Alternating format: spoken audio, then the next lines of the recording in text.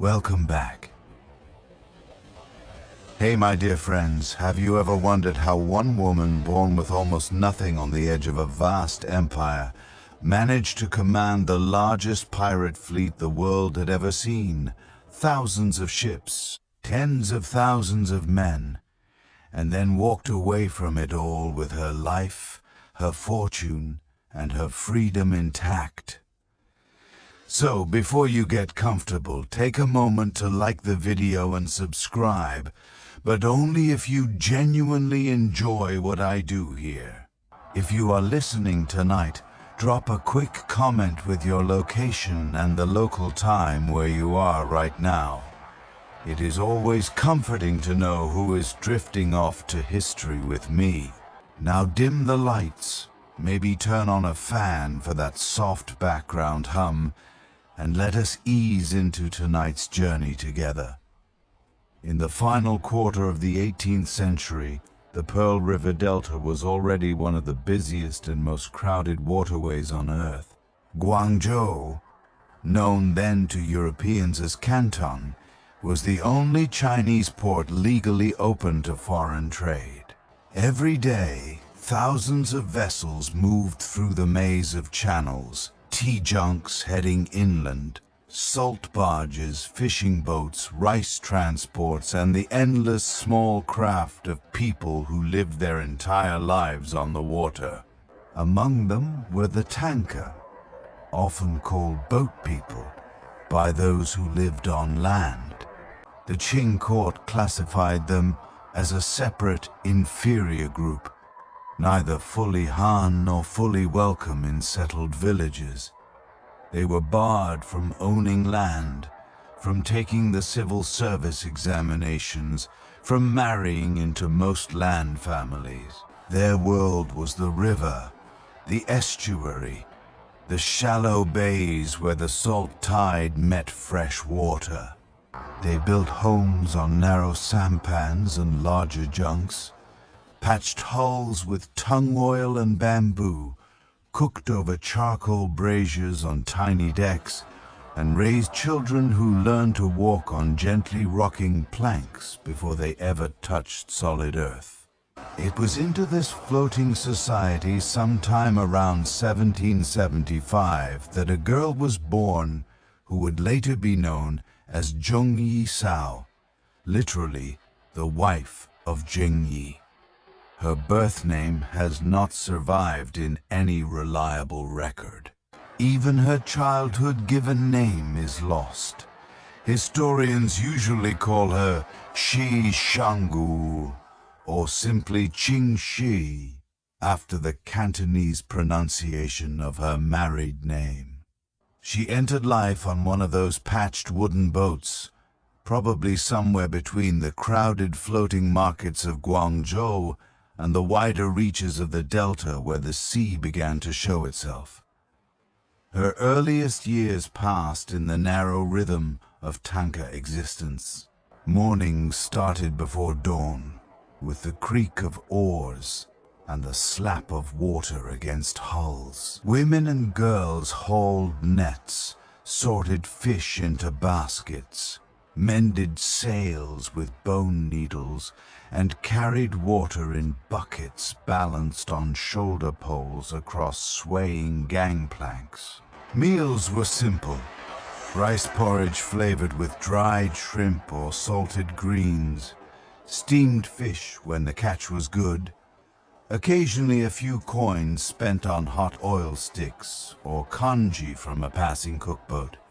Clothing was practical: wide-legged trousers of dark cotton, loose tunics that could be tucked up for work, conical straw hats to shield the sun, and bare feet calloused from years on wet wood. The tanka kept their own customs apart from the land people. They worshipped Tin Hao, the Empress of Heaven, protector of seafarers. Small shrines stood on many boats, red cloth draped over wooden tablets. Incense burned at the bow during storms. They told stories of dragons that lived in the river, of ghosts who wandered the channels at night searching for the living.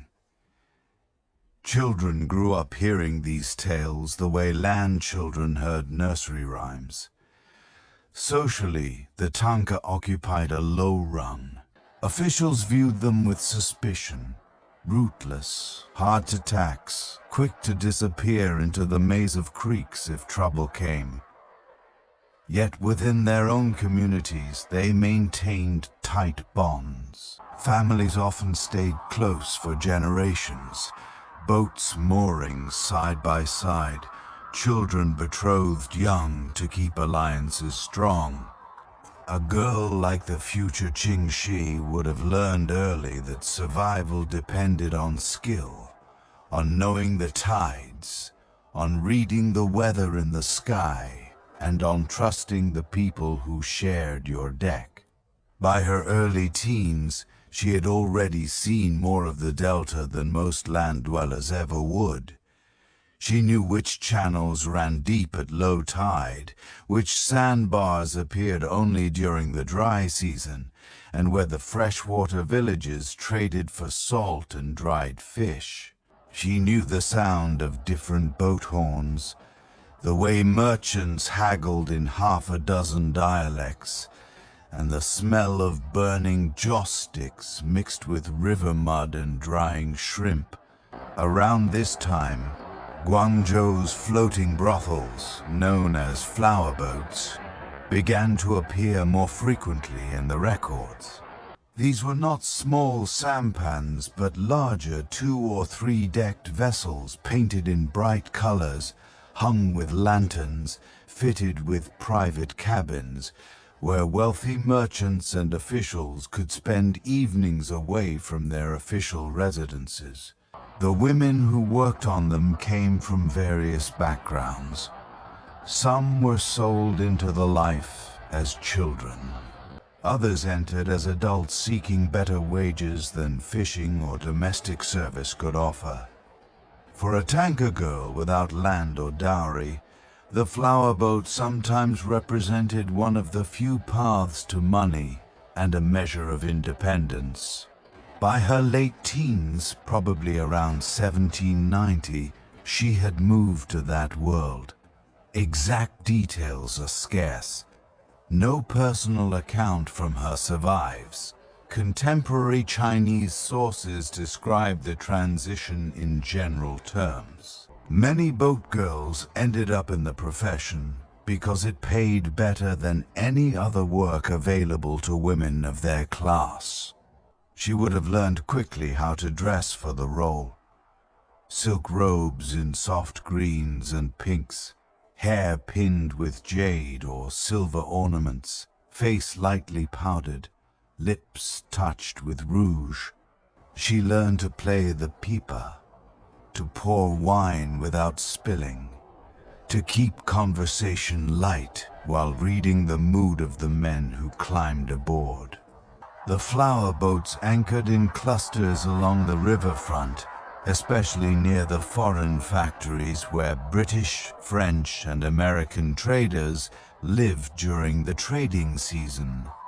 Lanterns reflected on the black water, music drifted across the channels, laughter and the clink of cups carried on the night air. For the women inside, the work was exhausting and often dangerous. Yet it gave access to cash, to gifts of cloth and jewelry, to news from every corner of the empire and beyond. She was already in her mid-20s when she met Zhong Yi, though her childhood on the waters had begun many years earlier in the tight circle of her own family sampan afloat, teaching lessons no land school could offer. Her father managed the heavy labor of setting and hauling the large cast nets that required strength and timing to avoid tangling in the currents. He showed her how to judge the exact moment to pull when the net felt heavy with fish, explaining each motion without ever raising his voice. Her mother kept the household accounts in her head, tracking every coin earned from sales and every expense for rope or oil. As the eldest daughter, The girl was expected to watch and copy these tasks from the moment she could walk steadily on the deck. The family included an older brother who took charge of the smaller tasks like baiting traps for crabs and shrimp. He would let her practice with him, correcting her grip on the lines so she would not lose them in the tide. The younger sisters followed her lead, copying how she coiled rope neatly or balanced buckets of water across the narrow gangplank. These close bonds meant that every success or setback belonged to everyone on board. When the catch was good, the entire family shared the satisfaction of hanging extra fish to dry in the sun. When it was poor, they shared the same thin porridge for supper and the same worry about the next day. Tanker families had their own quiet ways of marking the passing seasons. During the mid-autumn period, they would trade small bundles of mooncakes brought from shore vendors, passing them boat to boat with short greetings that carried across the water. The girl remembered the sweet taste of the filling and the careful way her mother divided the pieces so each child received the same amount.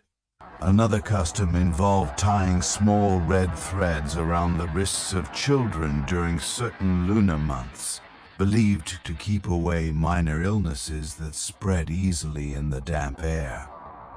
These threads were changed monthly and became a familiar part of her daily appearance.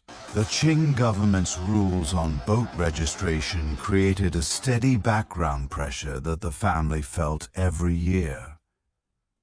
Officials required each vessel to carry a stamped certificate listing the names of all occupants and the type of work they did. Renewal time meant a trip to a designated landing where clerks checked the papers and collected a small fee.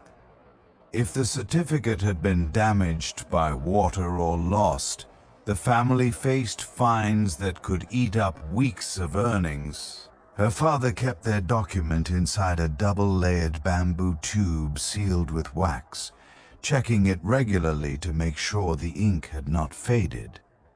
The girl learned early that forgetting any detail of these rules could mean losing the right to fish in the better channels.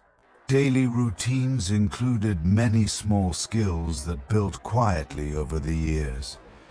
She became expert at using a long bamboo pole to push the boat through shallow mudflats at low tide, feeling the bottom for hidden rocks that could damage the hull.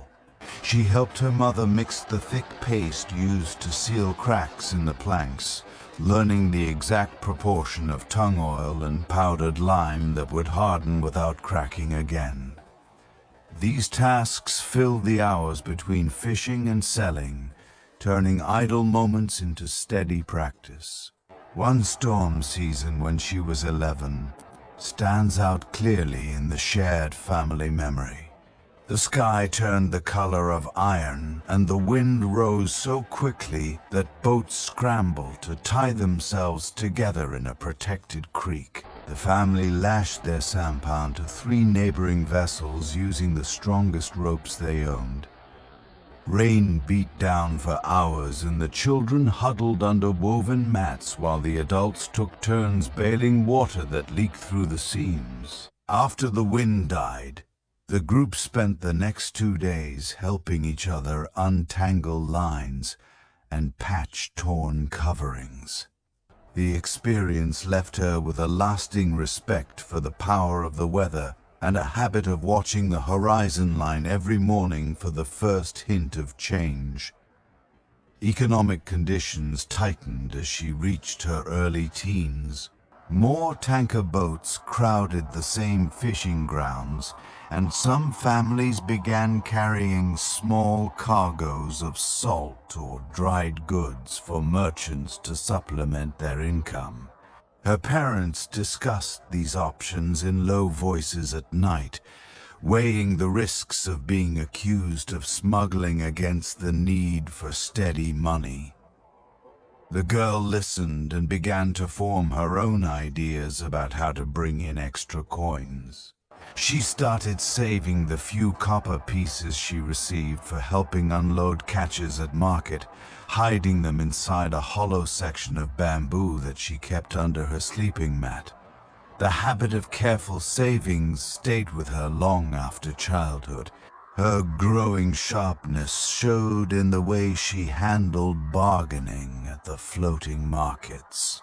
Merchants from land villages would come alongside in their own small boats, calling out offers for the day's catch.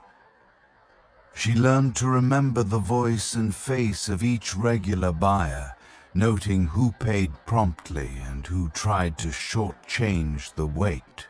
This attention to detail helped her family avoid losses and gradually improve their position among the other boats in their cluster.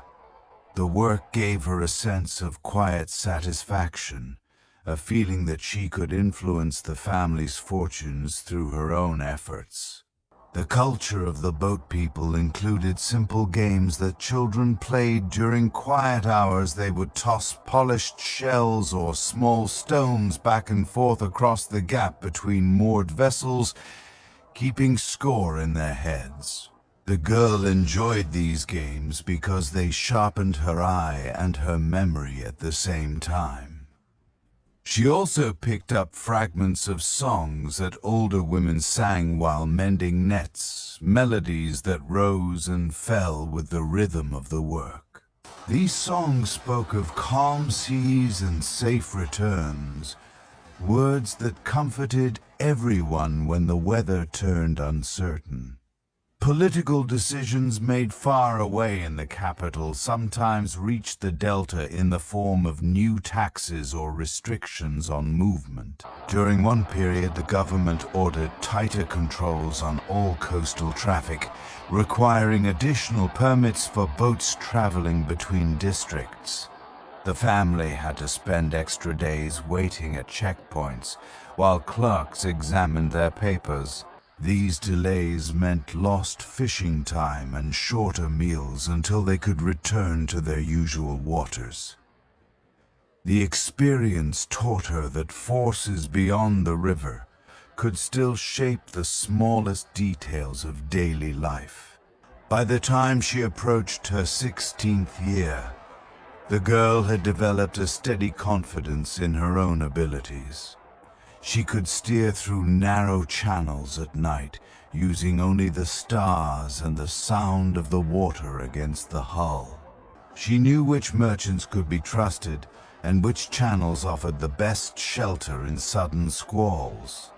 The close world of the family boat had given her practical knowledge, strong family ties, and a clear understanding of the limits placed on people who lived on the water. These foundations would prove more valuable than anyone on board could have guessed, as her life began to open toward wider possibilities. Wider possibilities opened when she reached her late teens, and the family faced increasing pressure from shrinking fishing grounds and rising costs for boat maintenance. Discussions on the family sampan turned toward the idea of her moving to one of the larger flower boats that operated in the busier sections of the Pearl River near Guangzhou. These vessels were known locally as flower boats because of the colorful lanterns and decorations that hung from their decks at night. For many tanker girls, this represented a way to earn money that could support the family back on the water. She made the move around the age of 16 or 17, joining a two-decked flower boat moored in one of the crowded clusters along the riverfront. The boat itself measured perhaps 60 feet long, with carved wooden railings painted in red and gold. Glass windows fitted into the upper cabins, and lanterns strung along the sides that glowed softly after dark. Lower decks held the working areas and small sleeping quarters for the women, while the upper level featured private rooms for clients. complete with low tables, cushions, and musical instruments. The air always carried a mix of incense, rice wine, and the river's muddy scent, especially strong when the tide turned. Her first weeks involved learning the routines that kept the boat running smoothly. Older women showed her how to apply the light makeup used on these vessels, powdered cheeks, darkened eyebrows, and a touch of rouge on the lips. They taught her the proper way to pour tea or wine without spilling, how to hold a pipa so the strings produced clear notes, and how to keep conversation flowing without revealing too much personal information. Clients expected entertainment as much as anything else, and the women competed quietly to master these skills. She practiced daily during quiet afternoon hours when the boat rocked gently at its moorings. The flower boat community formed its own floating neighborhood. Boats anchored side by side created narrow lanes of water, where smaller sampans delivered fresh supplies of fruit, steamed buns, or bolts of silk. Women from different vessels exchanged news and small favors, passing packets of hairpins or sharing remedies for the coughs that spread easily in the damp air. Owners of the boats, often older women who had worked their way up, managed the accounts and decided which clients received invitations. Payment came in silver taels or foreign coins brought by merchants, and a portion always went back to the family on the fishing sampan. Client interactions followed set patterns that varied by the time of year and the trading season. During the busy months when foreign ships waited at Whampoa downstream, Chinese merchants and officials arrived in the evenings after their daytime business. Some came alone for quiet conversation and music. Others brought small groups for banquets that lasted late into the night. She learned to recognize the types quickly: the quiet scholar who wanted poetry recited, the loud trader who preferred gambling games with dice, the military officer who spoke little but tipped generously. High-ranking visitors sometimes included court officials traveling through Guangzhou or wealthy salt merchants from inland provinces. Her reputation grew steadily because she remembered faces and preferences, offering the right song or story at the right moment. Daily life settled into a steady rhythm that balanced work and rest. Morning started with cleaning the cabins, wiping down the wooden floors, and airing out the bedding. Midday brought time for meals shared among the women, bowls of congee with pickled vegetables or fresh fish bought from passing boats. Afternoons involved sewing or embroidery when no clients were expected, tasks that kept hands busy and produced small items for sale. Evenings brought the lanterns to life and the arrival of guests, with music drifting across the water until the small hours. Sleep came in short stretches on narrow bunks, interrupted by the sounds of oars and the occasional call of night watchmen on nearby vessels. The culture on the flower boats included its own set of traditions and superstitions. Women burned incense at small altars dedicated to Tin Hao each morning, asking for protection from disease or sudden storms that could damage the boats. They avoided certain words during conversations with clients, believing that speaking of bad luck could invite it. Clothing reflected the need to appear elegant yet practical. Silk robes in soft colors that could be changed quickly between visitors. Hair styled in elaborate knots held with combs and pins. Jewelry arrived as gifts from satisfied clients, silver bracelets, jade earrings, or small hair ornaments that added to a woman's personal collection. Economic realities shaped every decision. The boat owner took a large share of earnings, leaving the women with enough to send money home and save for their own futures. Some used their savings to buy freedom from the boat or to help relatives purchase better fishing gear. Others invested in small businesses on shore, such as selling cloth or opening tea stalls. She developed a careful approach to money, tracking each tale in her mind and noting which clients paid reliably. This habit of quiet calculation served her well as the years passed and her position on the boat became more secure.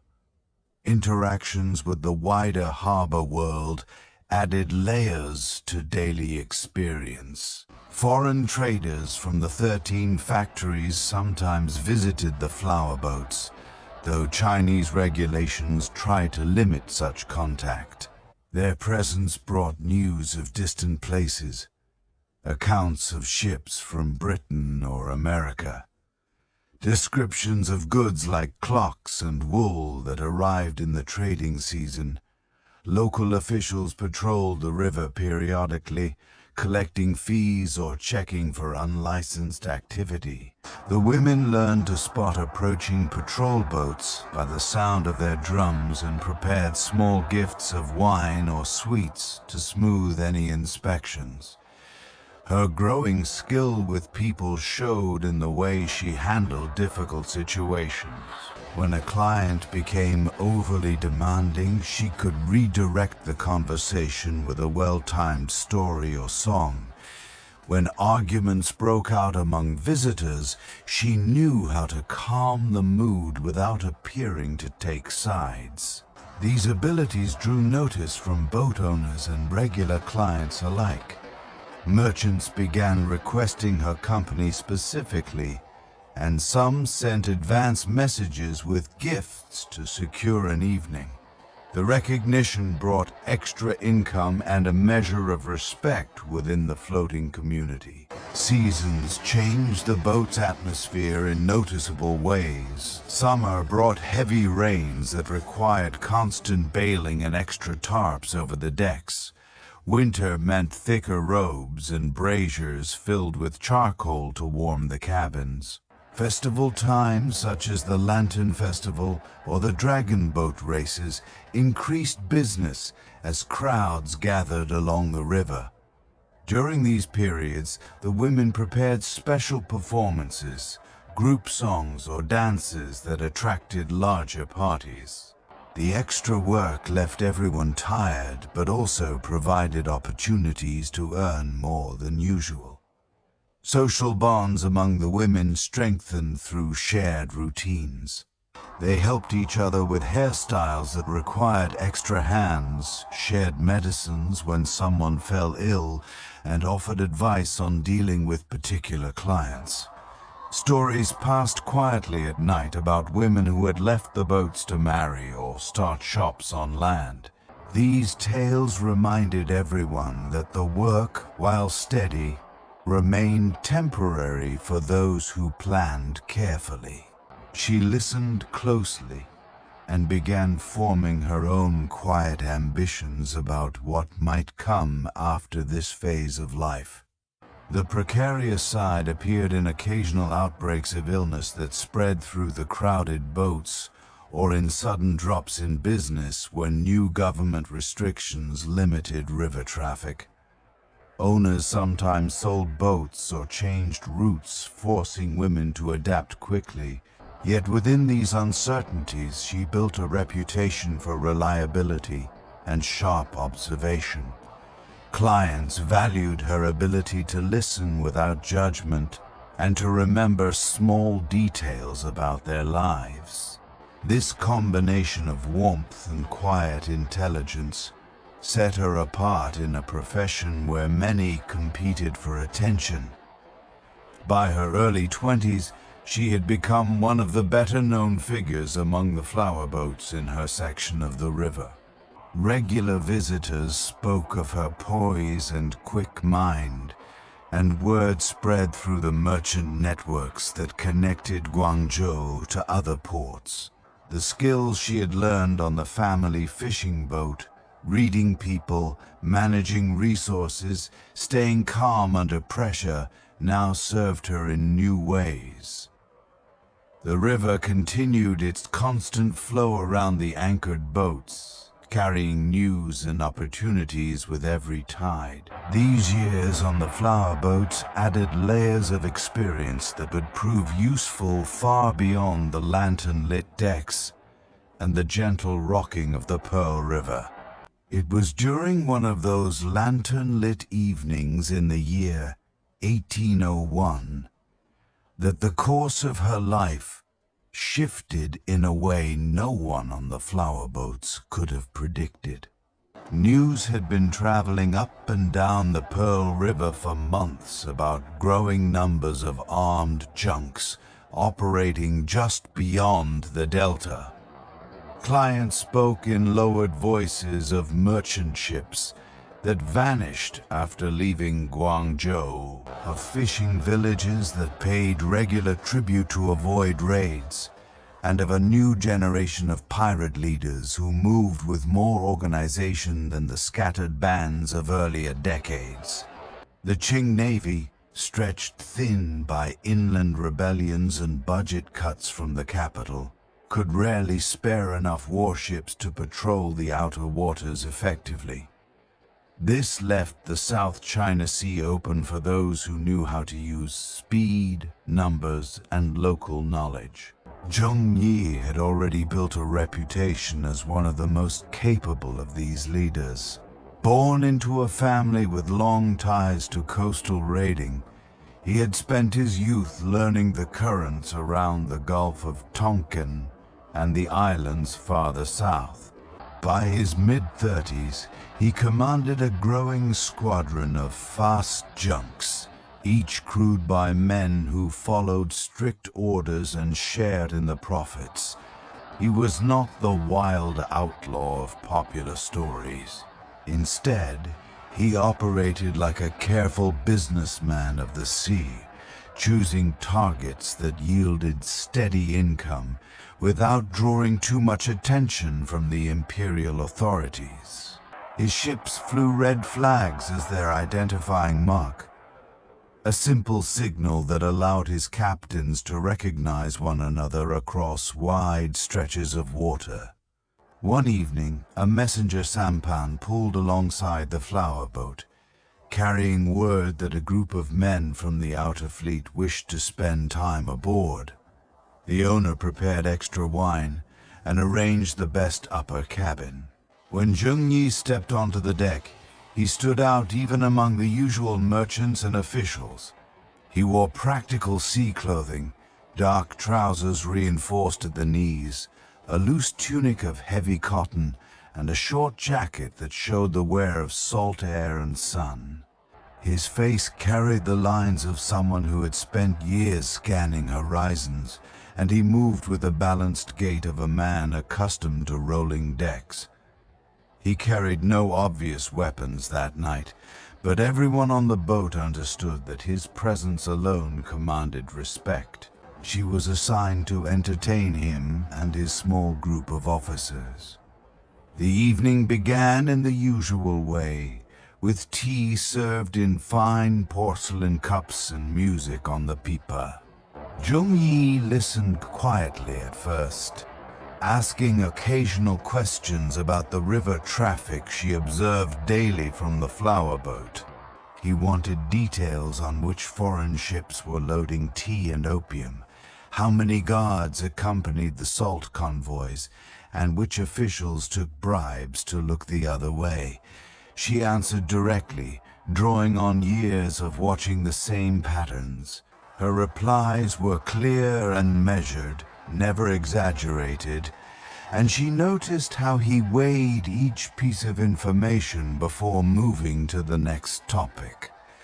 As the night progressed, the conversation turned to the realities of life on the water.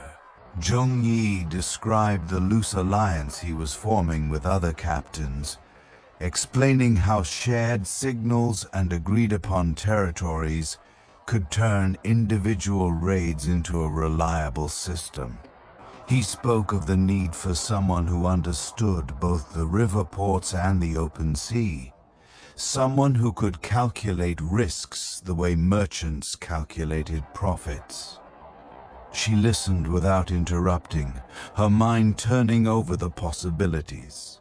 The flower boat life had given her steady income and a measure of independence, yet it remained bounded by the same channels and the same clients year after year. The pirate world he described offered movement, larger stakes, and the chance to shape outcomes rather than simply react to them. Over the following weeks, Zheng Yi returned several times. Each visit followed a similar pattern, business talk mixed with quiet observation of how she managed the evening. He noticed her habit of remembering small details, names of captains, types of cargo, even the timing of tides, and saw how she used that knowledge to keep the boat running smoothly. For her part, she observed his steadiness under pressure. When one of his officers became loud after too much wine, Zheng Yi calmed the man with a single quiet word and a steady look. He paid generously and on time, treating the women with the same respect he showed his own crew. These repeated visits built a quiet understanding between them, grounded in shared knowledge of the water and a mutual recognition of practical intelligence. The political situation in the wider region continued to favor such arrangements. The Qing court, focused on containing the White Lotus Rebellion far inland, had reduced naval spending and left coastal defense to underfunded local garrisons. Pirates who avoided direct attacks on imperial warships could operate for years with little interference. Zheng Yi's growing fleet benefited from this gap, drawing experienced sailors from fishing villages and even some former soldiers who preferred the sea life. He offered steady shares of loot, medical care for the wounded, and protection for their families on shore. This structure attracted capable men and created a network that stretched from Vietnam northward along the Chinese coast. She weighed her own position carefully during those weeks. The money she sent back to her family had improved their fishing boat, but she knew the work on the flower boat would eventually take its toll. Marriage to a land official was unlikely given her background, and remaining single carried its own risks as she aged. Zheng Yi's proposal, when it came, arrived during a quiet evening after his officers had left the cabin. He offered more than the usual arrangement of a temporary union common among boat people. He suggested a full marriage in which she would join him on his flagship and share equally in decisions about the fleet. The terms included her right to command during his absences and an equal division of any captured goods. These conditions were unusual, yet they matched the practical partnership both recognized as necessary for success. The surrounding circumstances made the match logical for both sides. Zheng Yi needed a partner who understood the river economy and could manage the complex logistics of supplying a large fleet. She needed a path out of the flower boats that offered security and influence. The coastal culture of the time accepted such unions among seafaring people where practical skills mattered more than formal status. Within the tanker community, marriages that strengthened alliances between boats or groups were common. Extending that idea to a pirate squadron felt like a natural step in the fluid world of the Delta. Preparations for the union moved quickly once the agreement was set. Zheng arranged a simple ceremony aboard one of his junks with witnesses from both his crew and the flower boat community. She brought her modest savings and a few personal items, including the silver bracelets accumulated over the years.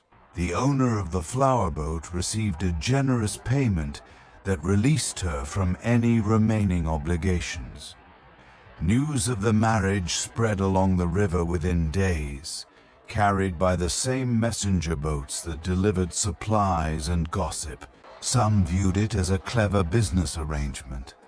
Others saw it as the beginning of something larger in the pirate world. Her transition from the flower boat to the pirate fleet happened without fanfare. She moved her belongings onto Zheng flagship, a sturdy junk with reinforced hulls and space for both living quarters and planning meetings. The daily rhythm changed immediately. Instead of pouring wine for clients, she began learning the signals used between ships and the methods for dividing captured cargo fairly. Zheng introduced her to his key captains, explaining her role in clear terms so there would be no confusion about authority. She observed how the crew respected the chain of command, and how disputes were settled quickly according to agreed rules. The factors that drew them together extended beyond personal attraction. Both understood the limits of the old ways, the shrinking fishing grounds for tanker families, the unpredictable income on flower boats, the weak grip of the Qing Navy on the outer seas. Together they saw an opportunity to build something more stable than the scattered raids of previous generations. She brought her experience with merchants and river traffic. He brought his knowledge of open water navigation and fleet coordination. The partnership formed on those early visits proved practical from the start, setting the stage for the rapid expansion that would follow. Life aboard the flagship introduced new routines that blended the familiar with the unknown. Meals still featured rice and fish, but now prepared in larger quantities for the crew. Clothing shifted to heavier garments suited for spray and wind, though she kept a few of her silk robes for meetings with local contacts. Evenings often involved quiet discussions about the next day's movements, rather than music for clients. She maintained her habit of careful observation, noting wind patterns, crew morale, and the reliability of each captain. Zheng valued these insights, and their shared decision-making became a regular part of fleet operations. The coastal world they inhabited was changing around them. More villages along the Guangdong and Fujian coasts began paying regular protection fees rather than risk raids. Foreign traders at Guangzhou complained in their reports about lost cargoes, yet the trade continued because the profits remained high. Qing officials occasionally launched small expeditions against pirate bases, but these efforts rarely reached the main squadrons. Within this environment, Zheng fleet grew steadily, and her role within it solidified. The encounter that began on the flower boat had opened a path she could never have planned from the decks of her family's sampan. Yet every step felt like a logical extension of the skills she had built over the years. The ceremony itself took place on a calm afternoon in late 1801 aboard Zheng flagship. a broad-beamed junk anchored in a sheltered inlet south of Macau. No elaborate decorations marked the occasion. The deck had been swept clean. A small table held bowls of rice wine and steamed buns, and a handful of trusted captains served as witnesses. A local Taoist priest from a nearby fishing village performed the brief rites, burning incense and reciting standard blessings for harmony and prosperity at sea. She wore one of her better silk robes from the flower boat days, the deep green fabric folded neatly, her hair pinned simply. Jingyi stood beside her in his usual sea attire, only adding a short red sash as a nod to the day. The entire event lasted less than an hour, after which the crew returned to their regular duties, and the couple moved below to the captain's cabin to begin their shared command. The shift in her daily existence came swiftly. The flower boat had been a stationary world of fixed moorings and predictable rhythms. Now the flagship moved constantly along the coast, following wind and tide. She learned the layout of the vessel quickly. The narrow companionways, the storage holds packed with rice and dried fish, the small cabin where maps and ledgers were kept. The space she shared with Zhongyi measured perhaps 8 feet by 10, fitted with a low wooden bed platform, a folding table, and shelves for personal items. A single lantern hung from the beam overhead, its light swaying with the motion of the ship. She arranged her few belongings, silver bracelets, a jade comb, a small box of saved coins, on one side, creating a quiet corner that felt like her own. Meals followed the pattern of the crew. Breakfast came early, usually congee with pickled radish, and tea brewed strong to cut through the morning chill. Lunch and dinner were rice with whatever the fishing boats brought, fresh catch when available, salted fish or dried shrimp otherwise. Zhongyi ate with the senior officers most days, discussing the next move while they shared bowls. She joined these meals when the discussion turned to matters she could speak on directly: the reliability of certain merchants, the timing of tribute payments from coastal villages, the patterns of Qing patrol boats. Her contributions were practical and brief. The men listened because Zhongyi made it clear that her word carried the same weight as his. The marriage gave her immediate access to the inner workings of the fleet. Zhongyi had already gathered about 200 junks under his loose command, most operating out of hidden anchorages along the Guangdong and Fujian coasts. Each captain retained control of his own ship and crew, but agreed to coordinate attacks and share intelligence. Meetings took place on the flagship or on larger vessels when the squadron gathered.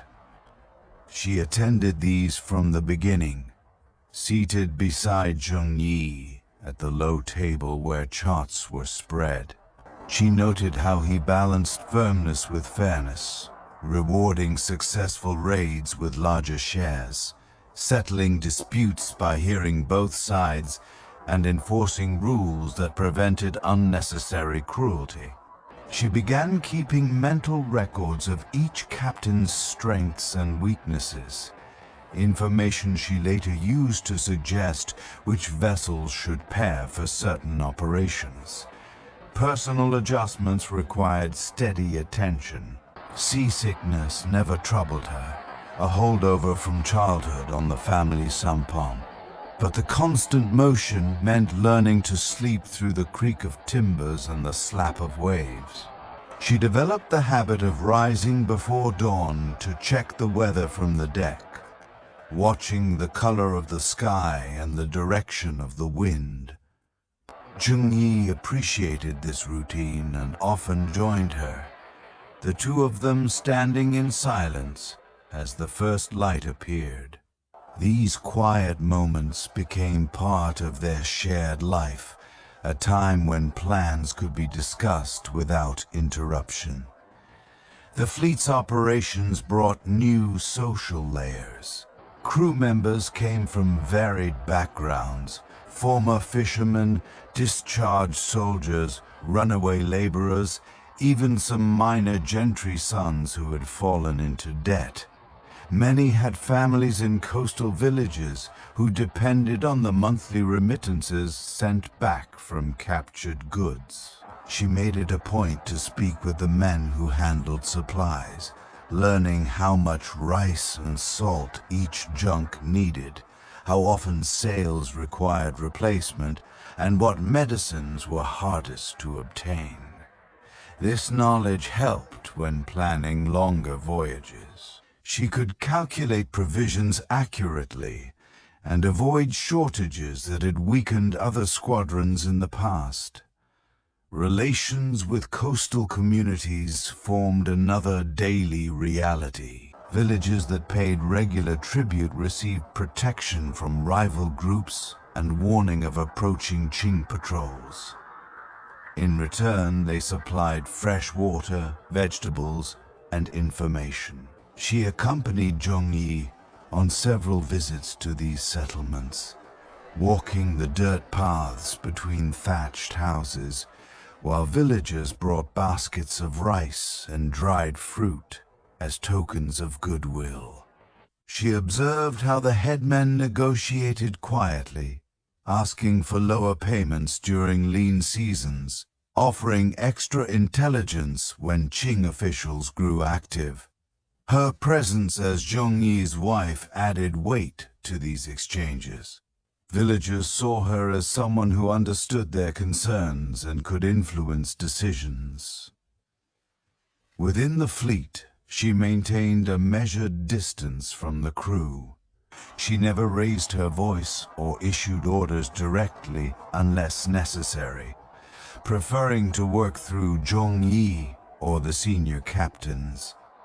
Yet her authority became clear in small ways. When a dispute arose over the division of captured cloth, she suggested a method of sorting by quality and distributing evenly, a system that ended the argument quickly.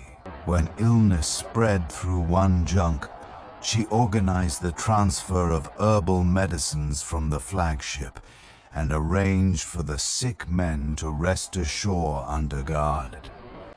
These actions built respect without requiring displays of force. The couple's partnership extended to strategic planning. Jung-yi focused on the mechanics of raids, timing, approach, boarding tactics. She contributed by analyzing the economic side.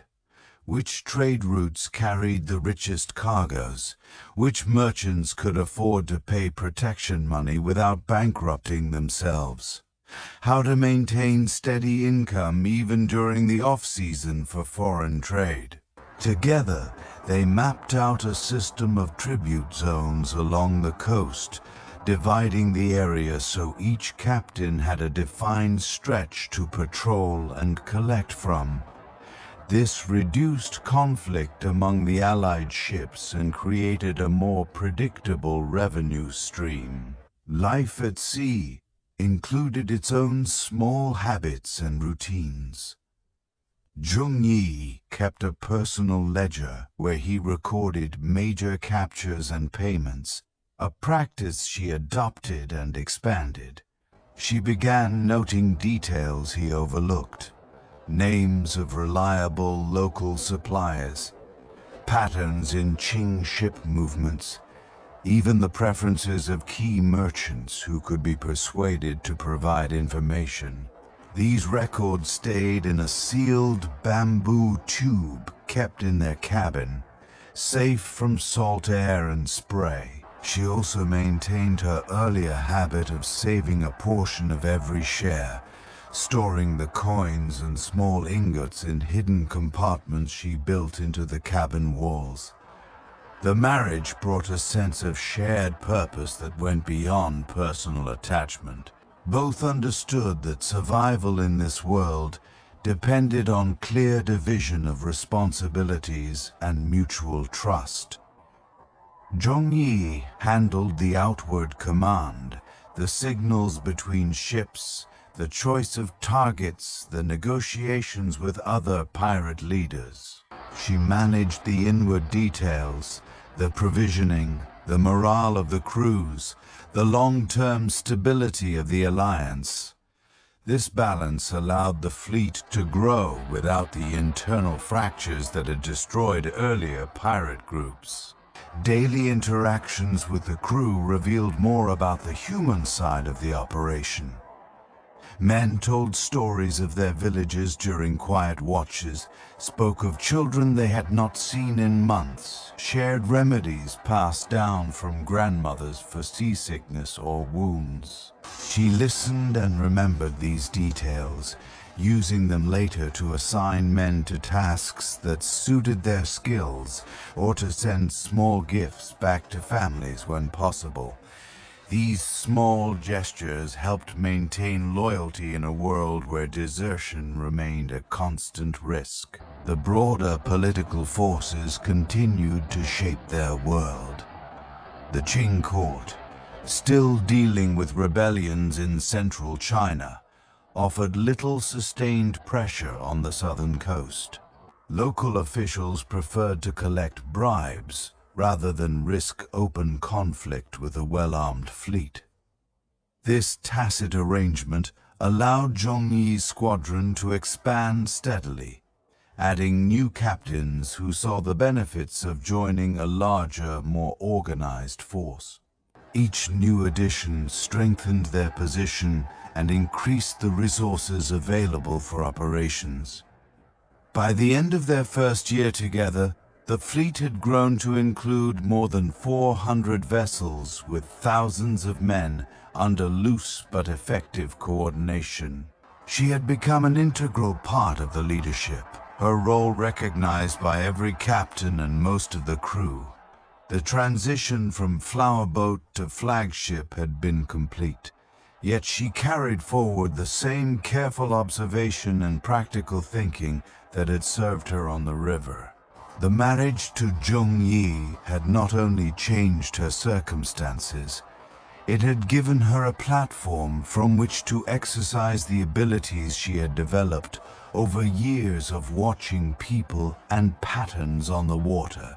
The years following the marriage saw the fleet expand at a pace that surprised even those who had watched Zhongyi's early rise.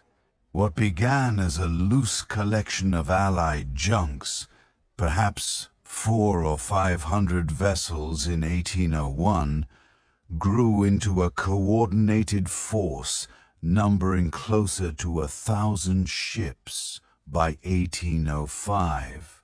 The structure that made this possible relied on agreements that went beyond simple promises of mutual aid.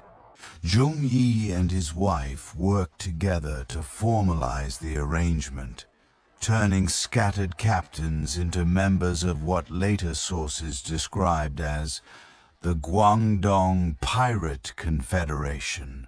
The political environment of the Qing Empire during these years created ideal conditions for such growth. The Jiaqing Emperor had inherited a treasury drained by the costly suppression of the White Lotus Rebellion, which dragged on until 1804. Military spending focused on central and northern provinces left southern coastal defenses underfunded and undermanned. Local governors in Guangdong and Fujian received orders to maintain order but lacked the ships, trained sailors, and consistent pay to mount serious campaigns against well-organized pirates. This gap allowed Zhongyi's group to operate with relative freedom, collecting tribute from villages and merchants who had little faith in imperial protection. The Confederation took shape through a series of meetings held in hidden anchorages, narrow bays shielded by islands, mangrove-lined creeks, or shallow lagoons where larger junks could not easily follow. Zheng Yi invited captains one by one or in small groups, explaining the advantages of joining.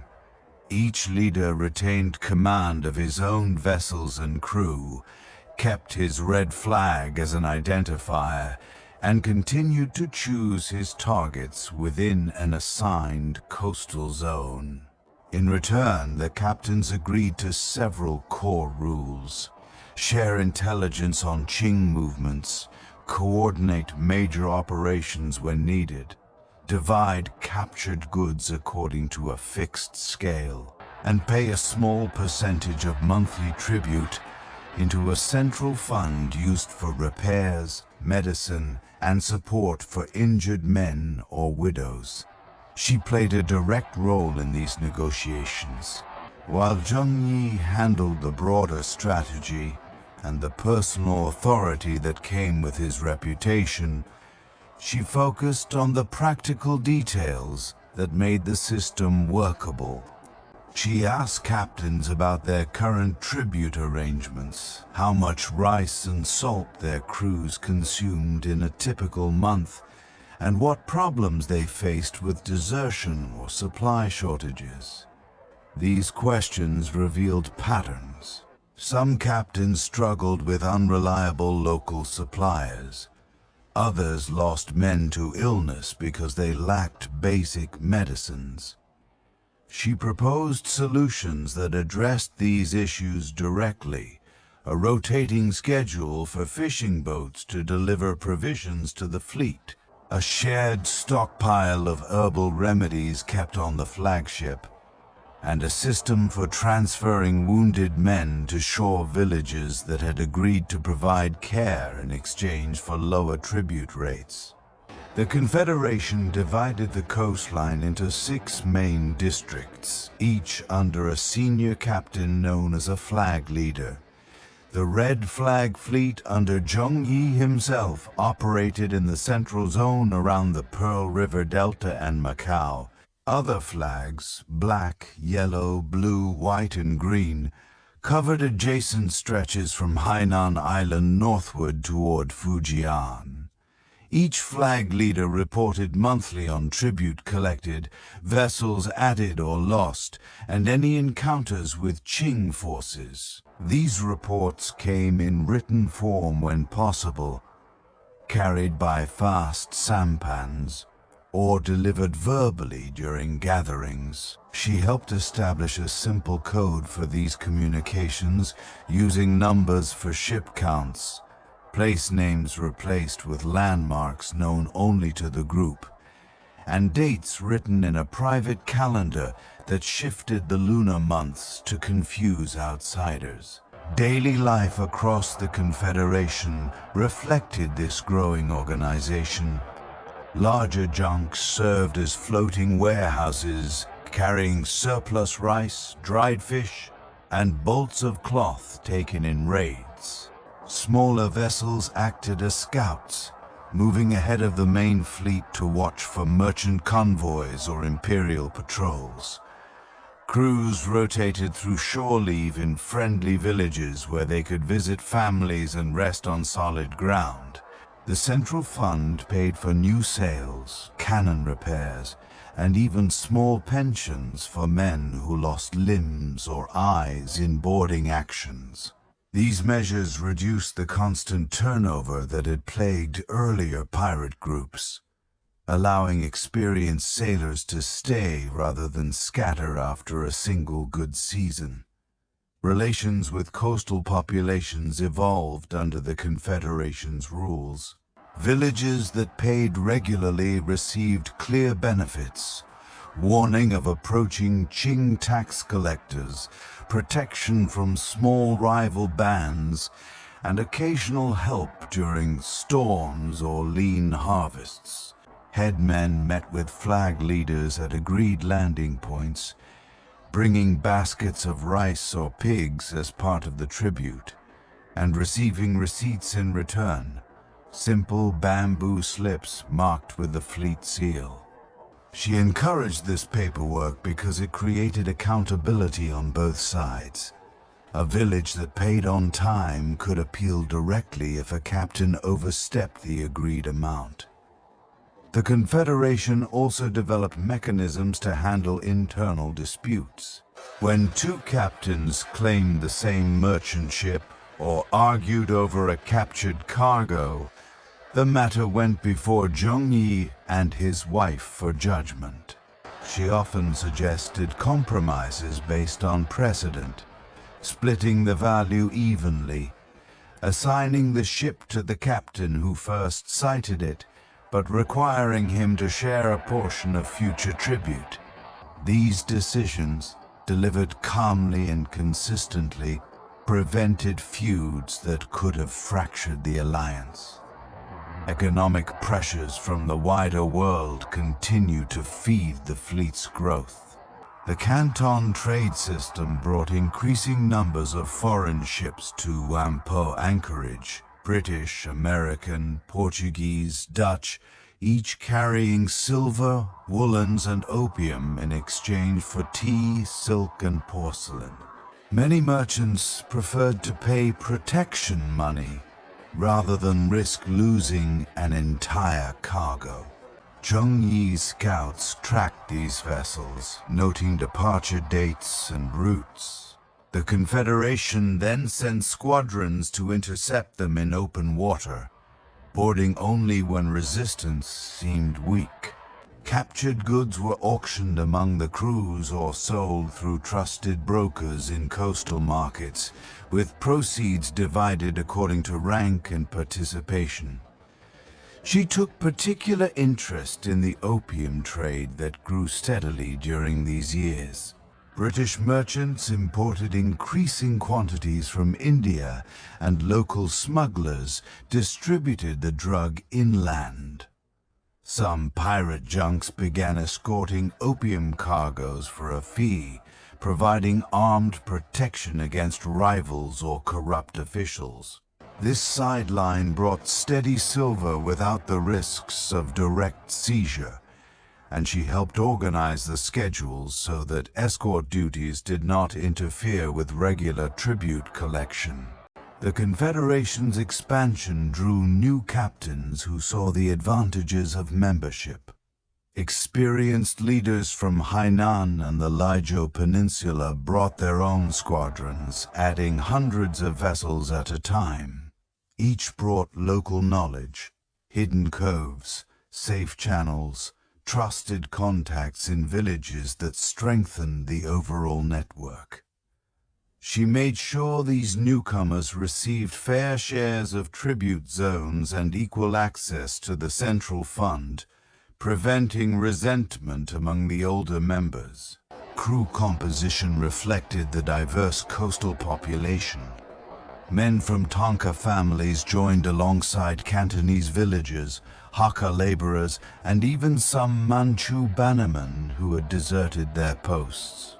Women sometimes sailed with the fleet, wives of captains, cooks, or those who handled mending and medical care. She maintained contact with these women, ensuring they received supplies and that their voices reached the leadership when needed. This attention to the human side helped sustain morale across the growing force. By 1806, the Confederation controlled much of the shipping along the Guangdong coast. Merchants adjusted their routes and insurance rates to account for the presence of red flag junks. Qing officials in Guangzhou issued proclamations condemning the pirates, but mounted few serious expeditions. The occasional naval patrol, small squadrons of war junks, usually withdrew after token exchanges of cannon fire. These limited clashes reinforced the Confederation's reputation without inflicting serious losses. Zheng and his wife continued their routine of shared command. Mornings often found them on deck reviewing scout reports and planning the next month's movements. Evenings brought meetings with flag leaders or quiet hours in the cabin going over ledgers. She maintained her habit of careful saving, setting aside a portion of every major capture for a personal reserve. Zheng respected this practice and followed a similar approach, understanding that security in their line of work required preparation for uncertain times. The Confederation represented more than a pirate alliance. It functioned as a shadow administration along the coast, collecting revenue, enforcing rules, and providing services that the Qing state could not or would not deliver. This parallel structure allowed it to endure and expand even as the empire focused elsewhere. The partnership between Zheng and his wife remained the central axis.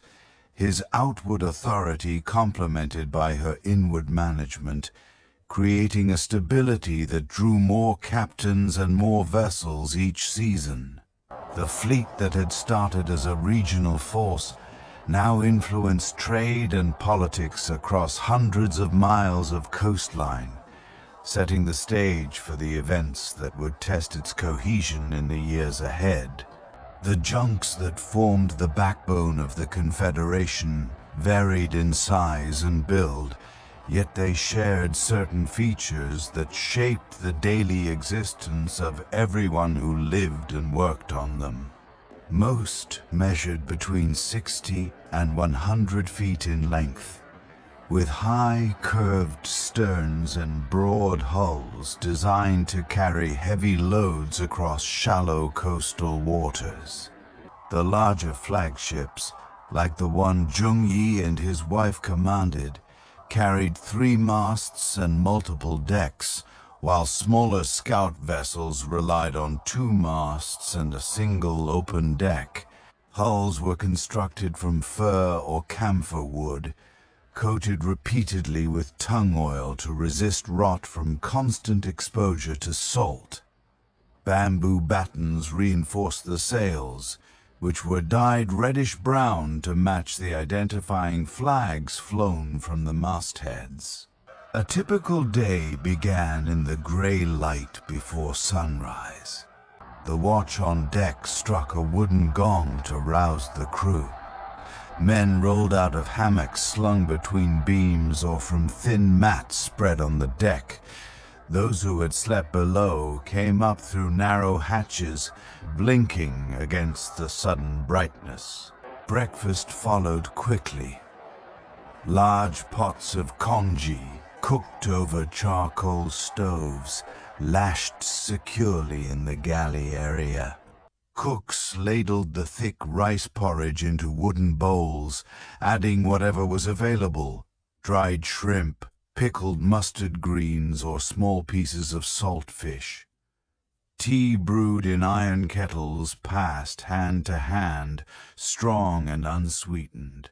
Zheng and his wife ate on the quarterdeck with the senior officers, bowls balanced on knees while they reviewed the night scout reports.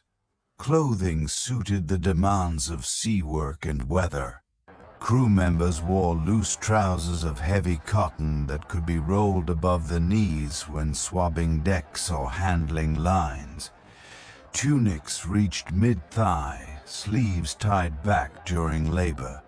Most went barefoot, soles toughened by years on salt-wet planks.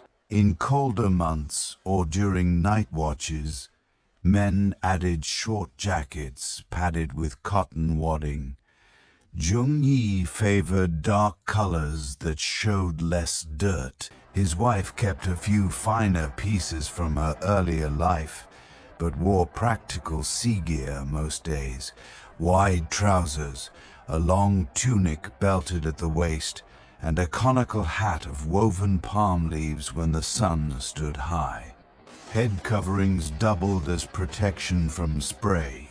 Some men tied cloth bands around their foreheads to keep sweat from their eyes. Superstitions guided many small habits aboard the junks. No one whistled after dark, believing the sound could call up winds that would drive the ship onto rocks. Cats were welcomed for their skill at catching rats, but black ones were avoided on new voyages.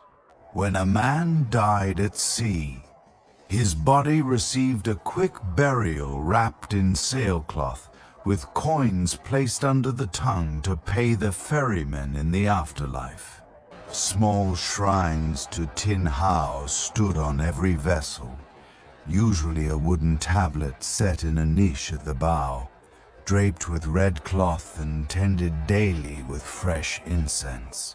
Before a major raid or during a storm, the crew gathered to burn paper offerings and pour wine over the side, asking for calm seas and safe returns. Daily routines divided cleanly between labor and rest. Morning hours brought scrubbing of decks with salt water carried in buckets, checking of rigging for frayed lines, and repairs to sails torn in the previous day's wind. Men worked in teams, passing tools hand over hand without needing many words. The cook and his assistants prepared the midday meal, steamed fish when fresh catch arrived from accompanying fishing boats, or rice with preserved vegetables otherwise. Afternoons often involved lookout duties or maintenance of weapons, sharpening cutlasses, oiling matchlocks, cleaning cannon barrels with ramrods and wet rags. In quieter periods, men mended nets, carved bone dice, or played simple games with cards made from scraps of paper. Interactions with coastal villages occurred regularly. Small boats rowed out from shore carrying baskets of sweet potatoes, taro, eggs, or live chickens as part of tribute payments. In return, pirate junks delivered salt, iron tools, or bolts of cloth taken in captures. When a village headman needed to speak directly with the leadership, he came aboard the flagship under a white flag of truce. Zheng Yi and his wife received these visitors on the quarterdeck, listening to requests for lower tribute during poor harvests or for help against rival gangs.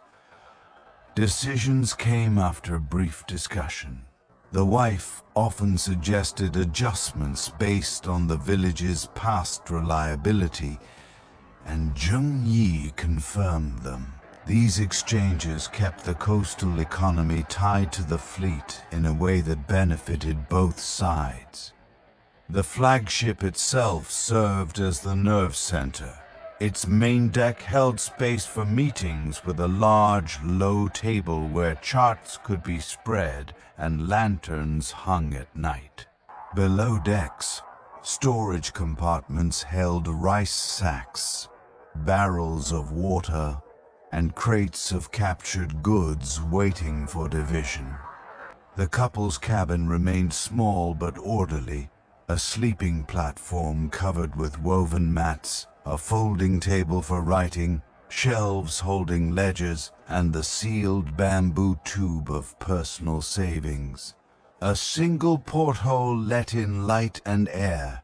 At night, a lantern provided the only illumination. She kept the space clean, wiping surfaces daily to prevent mold, a habit carried over from her flower boat years.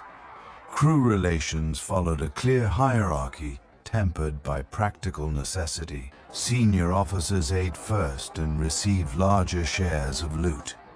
Yet every man who participated in a boarding action got a portion regardless of rank.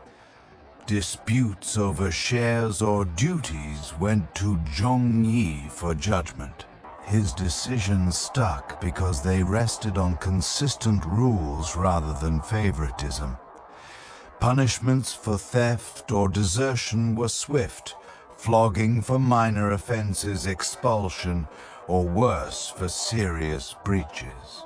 But such cases remained rare once the Confederation's stability became clear. Men who showed skill in navigation, gunnery, or carpentry rose quickly, earning respect from their peers. Food supplies required constant attention. Fishing boats attached to the fleet cast nets daily, bringing in mackerel, squid, or shrimp to supplement the stores. When provisions ran low, junks anchored near friendly villages to trade or requisition what was needed. Water came from shore springs or collected rainwater funneled into barrels during the wet season.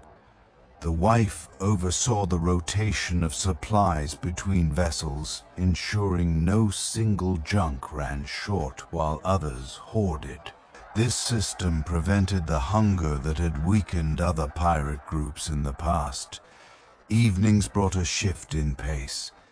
After the day's labor, men gathered in small groups to talk, smoke pipes filled with cheap tobacco, or listen to someone play a two-stringed fiddle.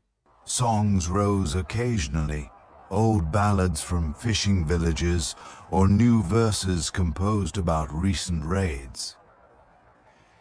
Zheng Yi sometimes joined these gatherings briefly, sharing a pipe or a cup of wine before returning to the cabin.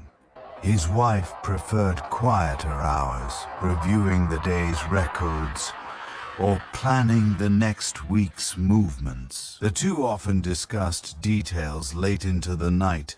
Lanterns turned low, voices kept soft against the creak of the hull and the lap of water. The presence of women on some junks added another layer to shipboard life. A few captains brought wives or concubines. Others allowed female relatives to sail during calm seasons. These women handled cooking, mending, and basic medical care, applying poultices to wounds, brewing herbal teas for fevers. The wife of the overall commander maintained contact with them, making sure they received cloth for clothing and medicines when available. This small network helped sustain morale, especially among men who had left families ashore. Health remained a constant concern in the close quarters of the junks. Damp conditions bred coughs and skin infections. Wounds from boarding actions could turn septic without proper care. The fleet carried a limited stock of Chinese medicines, dried herbs, ginseng root, tiger bone powder kept in sealed jars. When serious cases arose, injured men went ashore to trusted healers in protected villages. Preventive measures included daily airing of bedding and strict rules against wasting fresh water. The wife insisted on these habits, drawing from her knowledge of how illness spread in crowded spaces. The rhythm of life aboard the junks balanced the demands of survival with moments of ordinary human routine. Men repaired gear, shared meals, told stories, and watched the same sea that had shaped their lives from childhood. Zheng Yi and his wife moved through this world with steady purpose, his authority visible in every command. Hers in the quiet details that kept the fleet functioning day after day. The junks carried them forward across the South China Sea, a floating society held together by shared risk, shared rules, and the constant motion of water beneath the hulls. The Confederation's daily operations rested on two main sources of income: direct raids on merchant vessels and the more steady collection of tribute from coastal settlements and passing traders. Both methods required careful planning and execution to maintain the fleet's size and cohesion without provoking a sustained Qing response that could overwhelm them. Raids targeted specific types of ships rather than striking at random. Scouts, Fast, lightly armed sampans or small junks patrolled the main shipping lanes leading in and out of Guangzhou, the approaches to Macau, and the routes along the coast toward Fujian. These scouts noted vessel types, flags, approximate cargo, and the number of armed guards aboard. Reports returned to the flagship within hours or days, depending on distance. Zhong Yi and his wife reviewed these accounts together, marking likely targets on their charts. Large rice transports from the Yangtze Delta, tea junks returning from inland ports, salt barges moving south, or foreign ships carrying silver and woolens from the factories at Whampoa. When a promising target appeared, a squadron of 10 to 30 junks moved into position. They approached under cover of night or fog when possible, using muffled oars and reduced sail to avoid detection. The attacking vessels spread out in a loose crescent formation that allowed them to cut off escape routes. Cannon fire usually came first, aimed at rigging and masts to disable rather than sink, followed by boarding parties armed with grappling hooks, short swords, matchlocks, and spears. Crews trained to move quickly, throw lines, climb aboard, secure the deck, and herd the merchant sailors below. Resistance rarely lasted long. Most merchant ships carried only a handful of guards, and captains preferred surrender to avoid loss of life and cargo. Once control was established, the boarding party searched the hold systematically. Valuable items, silver ingots, bolts of silk, porcelain crates, chests of tea, were transferred to the pirate junks using ropes and baskets. Bulkier goods like rice sacks or timber logs sometimes stayed aboard the captured ship if the pirates decided to keep the vessel itself. The merchant captain and officers were questioned briefly about hidden compartments or additional cargo. Those who cooperated faced less harsh treatment. Passengers, especially women or children, were left untouched and often released with their personal belongings. The captured ship was then either burned if too damaged or slow, added to the fleet if suitable, or released after payment of a ransom fee. Division of spoils followed fixed rules known to every captain and crewman. The Central Fund took 10% for fleet-wide expenses, repairs, medicine, support for families. The flag leader received a larger share than ordinary captains, who in turn took more than their crew.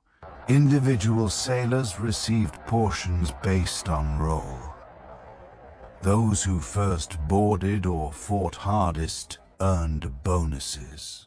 Zhong Yi and his wife took their command share but often redirected part of it back into the Central Fund or to specific needs, such as outfitting new junks or aiding villages hit by typhoons. This practice helped sustain loyalty across the Confederation. Tribute collection provided the more reliable and less risky income stream.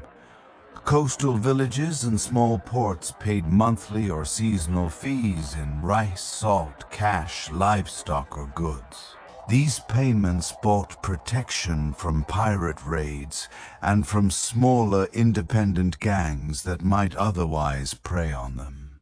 Collection occurred at designated landing points, quiet beaches or river mouths, where a small detachment from the local flag fleet arrived by sampan or junk. Village headmen met them with prepared baskets or sacks, accompanied by simple written tallies of what was due. The pirate representatives weighed or counted the tribute, issued a receipt on bamboo or paper, and departed without delay. Disputes were rare. Villages that fell behind received warnings rather than immediate force, and headmen could appeal to the flag leader for adjustments during poor harvests. The wife oversaw much of the tribute system's administration. She maintained ledgers tracking each village's payment history, noting which settlements paid promptly and which required reminders. When a headman requested a temporary reduction, perhaps after a flood damaged crops, she reviewed the record and recommended terms to Zhongyi. These decisions balanced firmness with pragmatism. Villages treated fairly continued to pay and provided intelligence on Qing troop movements or rival pirate activity. Some settlements even sent extra rice or fish during good seasons, as a gesture of goodwill, strengthening the informal alliance.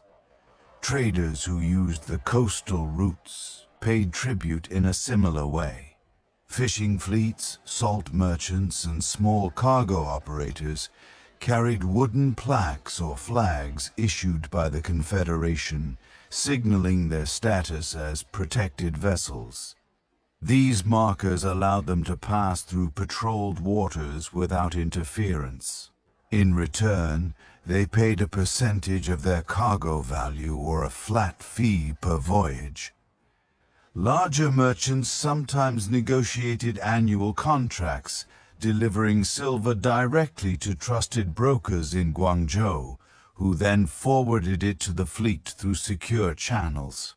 This system reduced the need for constant raids and created a predictable revenue flow that supported the Confederation year-round. The Confederation avoided attacking Qing naval vessels whenever possible. When encounters happened, usually small patrol junks straying into Confederation waters, the response focused on evasion or light skirmishes rather than full engagement. Pirate junks carried more cannon and faster sails, allowing them to outmaneuver Imperial ships. If forced to fight, they aimed to disable and escape rather than destroy. Captured Qing sailors were often released after a few days with messages urging officials to avoid unnecessary conflict. These limited clashes kept the Qing response sporadic.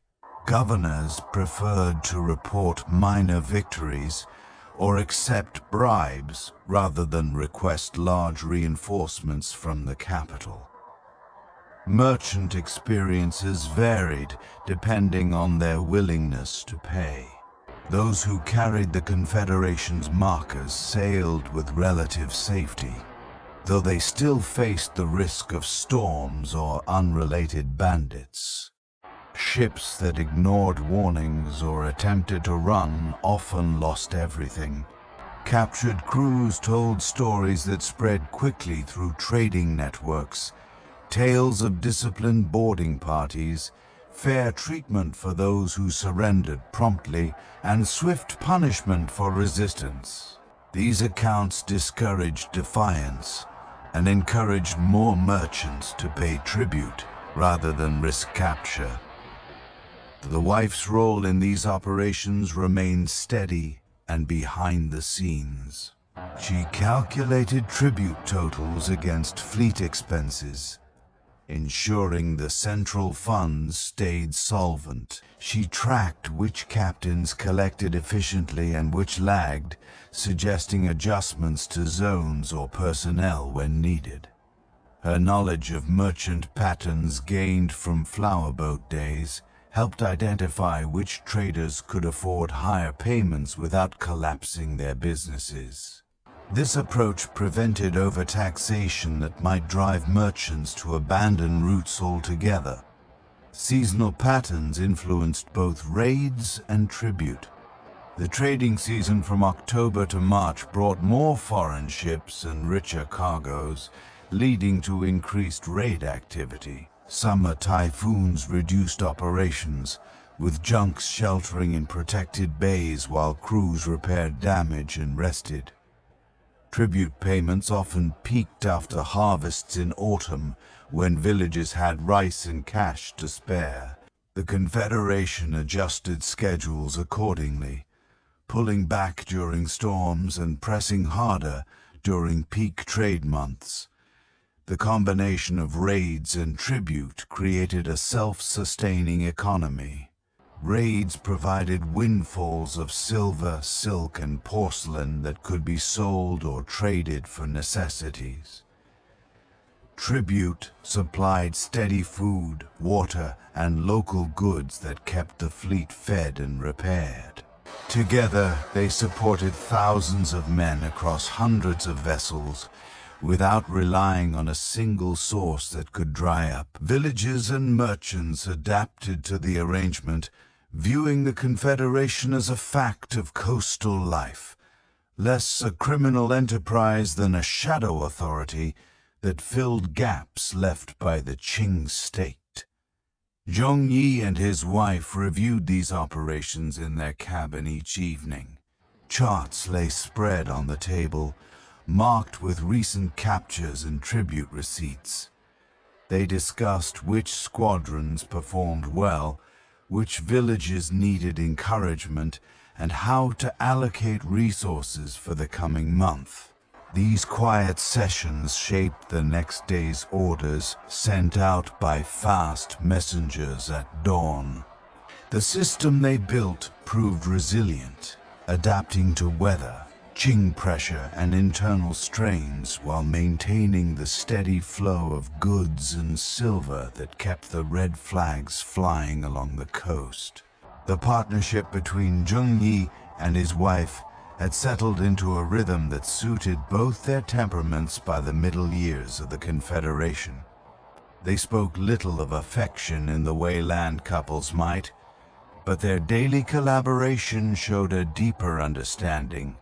Zhongyi valued her steady judgment on matters of supply and village relations.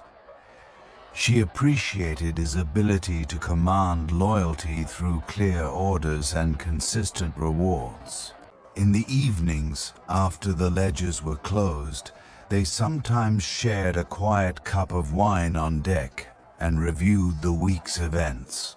She noticed how he listened more attentively when she spoke of long-term risks, and he noticed how she never pushed for changes that might unsettle the captains. This mutual respect formed the core of their bond, stronger than any public display could have been. Her inner drive centered on one clear goal: creating lasting security in a world where power could vanish with a single storm or betrayal. From her childhood on the family sampan, she had learned that survival meant planning ahead, saving what little came in, and never relying on luck alone. That habit had grown with her. She kept a personal reserve of silver hidden in the cabin walls, adding to it after every major capture and every tribute payment. The coins and small ingots were counted regularly, wrapped in oiled cloth to protect them from damp air. She never spoke of this reserve to anyone except Zhongyi, and even then only in low voices late at night. It represented her private insurance against the day the Confederation might face serious trouble.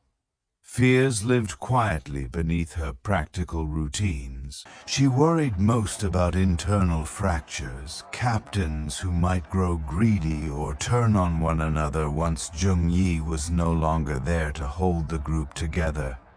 She also feared a sudden shift in Qing policy that could bring a large fleet down from the north. These concerns never showed in her face or voice during meetings. Instead, she channeled them into small, steady actions, strengthening ties with reliable captains, making sure injured men received care, and keeping detailed records that could prove useful if negotiations with officials ever became necessary. The fears sharpened her focus rather than slowing her down. The adoption of Zhang Bao became one of the most important personal ties in her life. The boy had been captured around 1799 during one of Zheng Yi's early raids on a fishing fleet near the Laizhou Peninsula. At the time, he was about 15, strong for his age, quick with ropes and sails, and already familiar with the sea. Zheng Yi saw potential in the young fisherman's son and decided to take him into the fleet rather than release him with the others. Within a year, the boy had proven himself in several boarding actions, showing courage without recklessness. Zheng Yi formally adopted him as a son in a simple ceremony aboard the flagship, giving him the name Zhang Bao and treating him as family. She accepted the adoption without hesitation. Zhang Bao moved into quarters near the command cabin and began learning the inner workings of the Confederation. She took a direct interest in his training, teaching him how to read basic accounts, how to judge the quality of rice and salt in tribute payments, and how to speak with village headmen in a way that encouraged cooperation. The young man responded well, showing the same practical intelligence she recognized from her own early years. Over time, he became like a son to both of them, carrying messages between ships, leading small squadrons on scouting missions, and earning the respect of older captains through steady performance. Daily interactions with Zhang Bao revealed her softer side. She made sure he received extra portions of fresh fish when supplies allowed, and checked that his clothing stayed mended and dry. In quiet moments, she shared stories from her flowerboat days, not the details of clients, but the lessons about reading people and remembering small favors. These conversations happened while they worked side by side on deck or in the cabin, never in front of the crew. Zhang Bao listened closely and began to copy her habits of careful observation. The bond strengthened the leadership line, giving the Confederation a clear successor if anything happened to Zheng Yi. Her ties to her birth family remained strong even after years at sea. She sent regular payments back to the Pearl River Delta, silver wrapped in cloth, bolts of captured silk, sacks of rice carried by trusted messenger boats. The money allowed her parents and siblings to upgrade their sampan and buy better fishing gear. She never visited in person. The distance and the nature of her new life made that impossible. Instead, she relied on letters written by literate crew members, simple notes asking about health and the catch. Replies came back with news of births, marriages, and the latest river gossip. These exchanges kept her grounded in her origins and reminded her why she worked so hard to build reserves. Relations with pirate associates varied by personality and reliability. She maintained close but formal ties with the Six Flag leaders, meeting them regularly and remembering details about their families and past raids. One captain from the Black Flag fleet, known for his quick temper, received extra patience from her. She suggested adjustments to his tribute zone that reduced friction with neighboring groups. Another leader, older and more cautious, appreciated her habit of sending small gifts of medicine when his crew suffered from fever. These gestures cost little but built quiet loyalty. She avoided favoritism, treating every captain according to his performance and the needs of the fleet. Weird habits of her own emerged in the daily management of the flagship. She insisted on inspecting the water barrels herself every few days, tasting samples to check for spoilage. She kept a small set of polished stones in a pouch, using them to track ship counts and tribute totals when paper was damp or in short supply. Each stone represented a fixed number of junks or taels of silver, and she rearranged them on the cabin table during planning sessions. Crew members learned to leave the stones untouched. They had become part of her private system for staying organized under pressure. Ambitions extended beyond the present. She pictured a future where the Confederation could negotiate a lasting arrangement with the Qing court, perhaps official recognition in exchange for controlling smaller pirate groups and protecting trade routes. This idea stayed private for now, shared only with Zheng Yi during late-night talks. She imagined using the accumulated silver to buy land or businesses on shore if the time ever came to step back from the sea.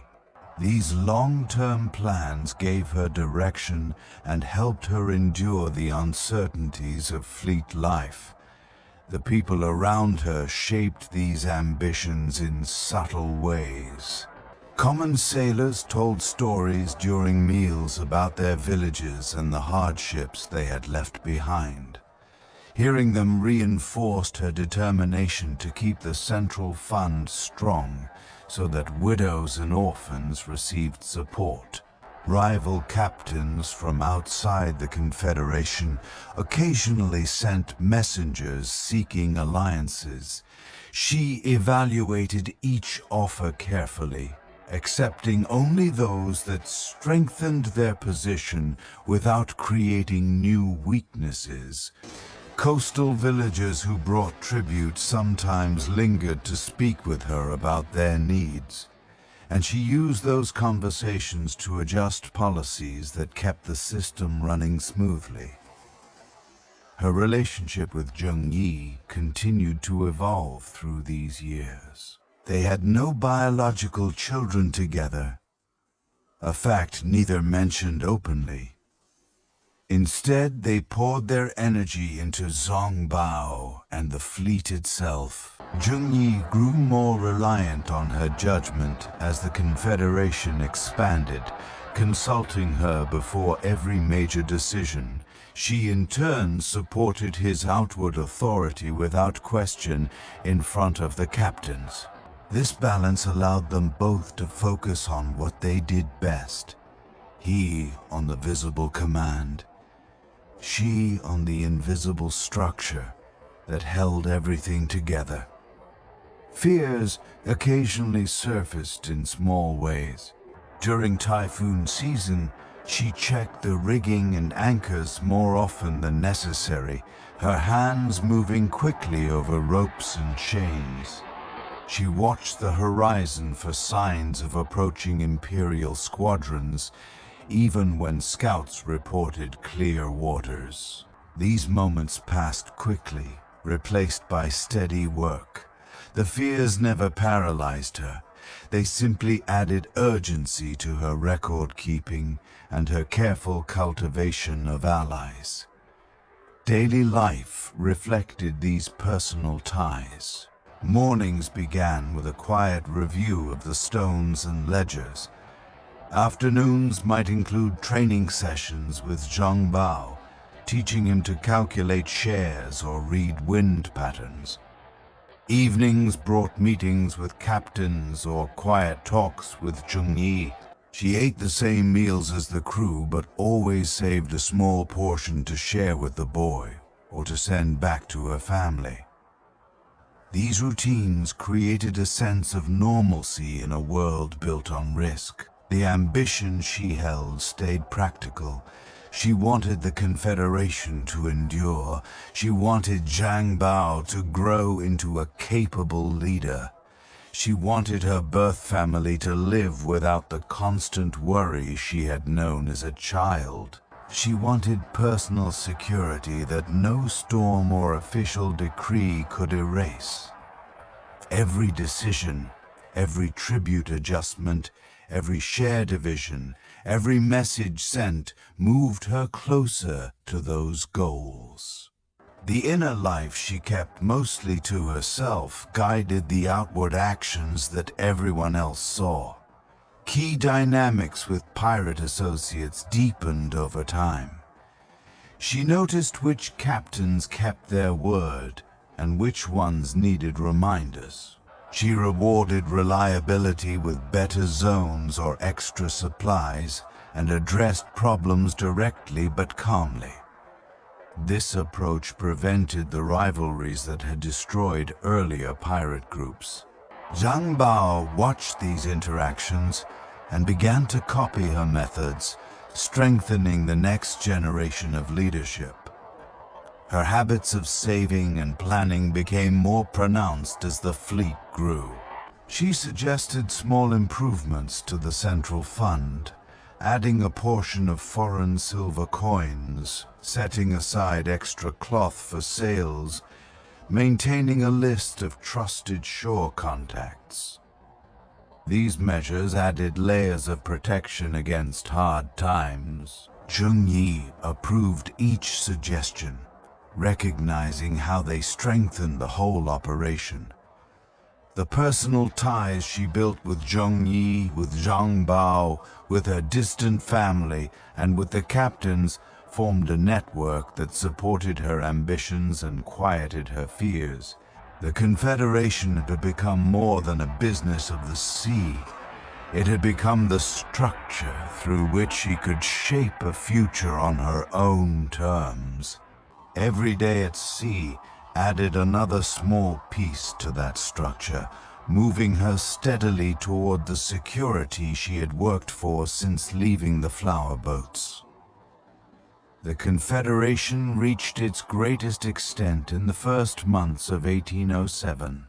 Operations had pushed southward along the coast, reaching into waters near Vietnam, where new tribute opportunities appeared among the trading routes linked to the Wind Lords.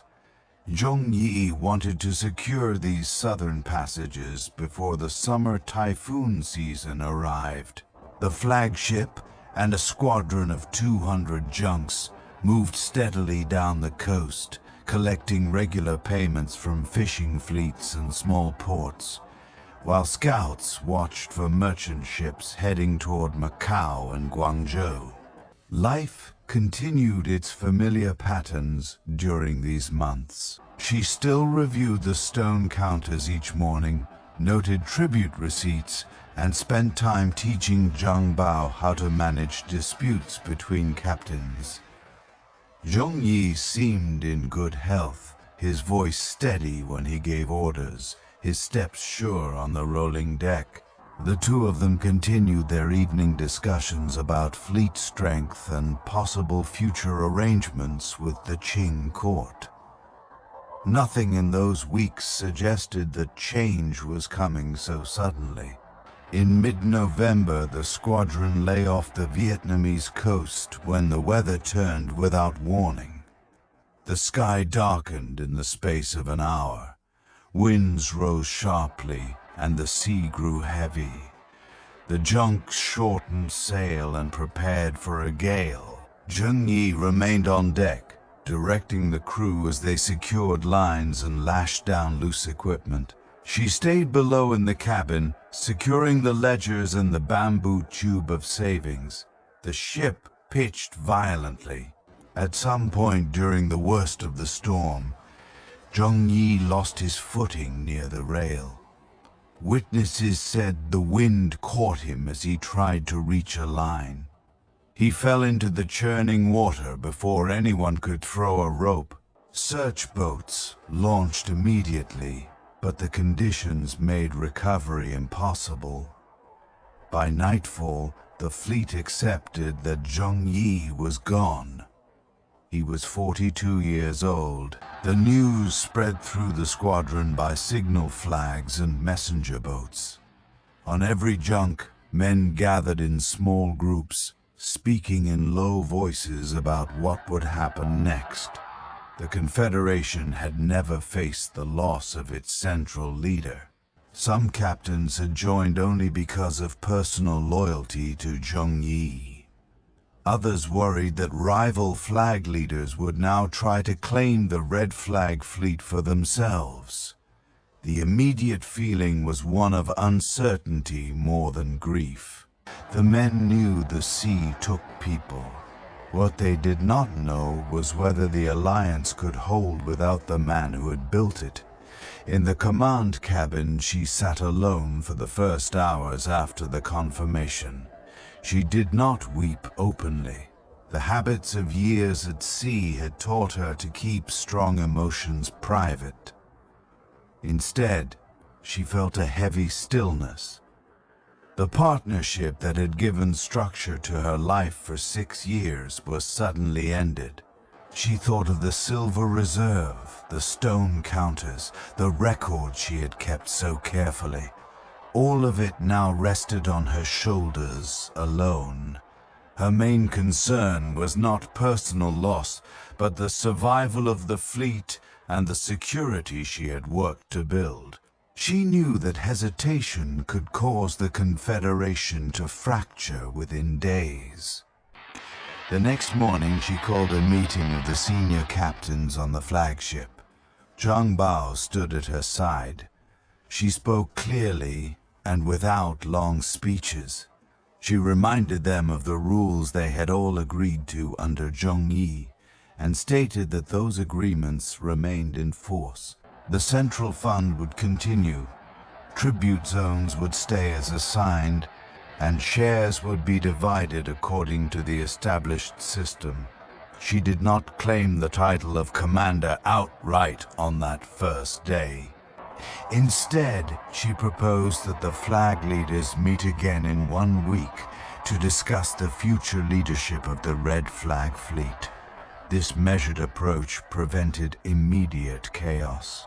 Several captains who had been close to Zheng Yi expressed support for keeping the existing structure. Others waited to see which way the stronger leaders would move. She used the week to speak privately with key men, reminding them of past favors and the benefits of unity. She pointed out that divided fleets had always been easier for the Qing Navy to defeat.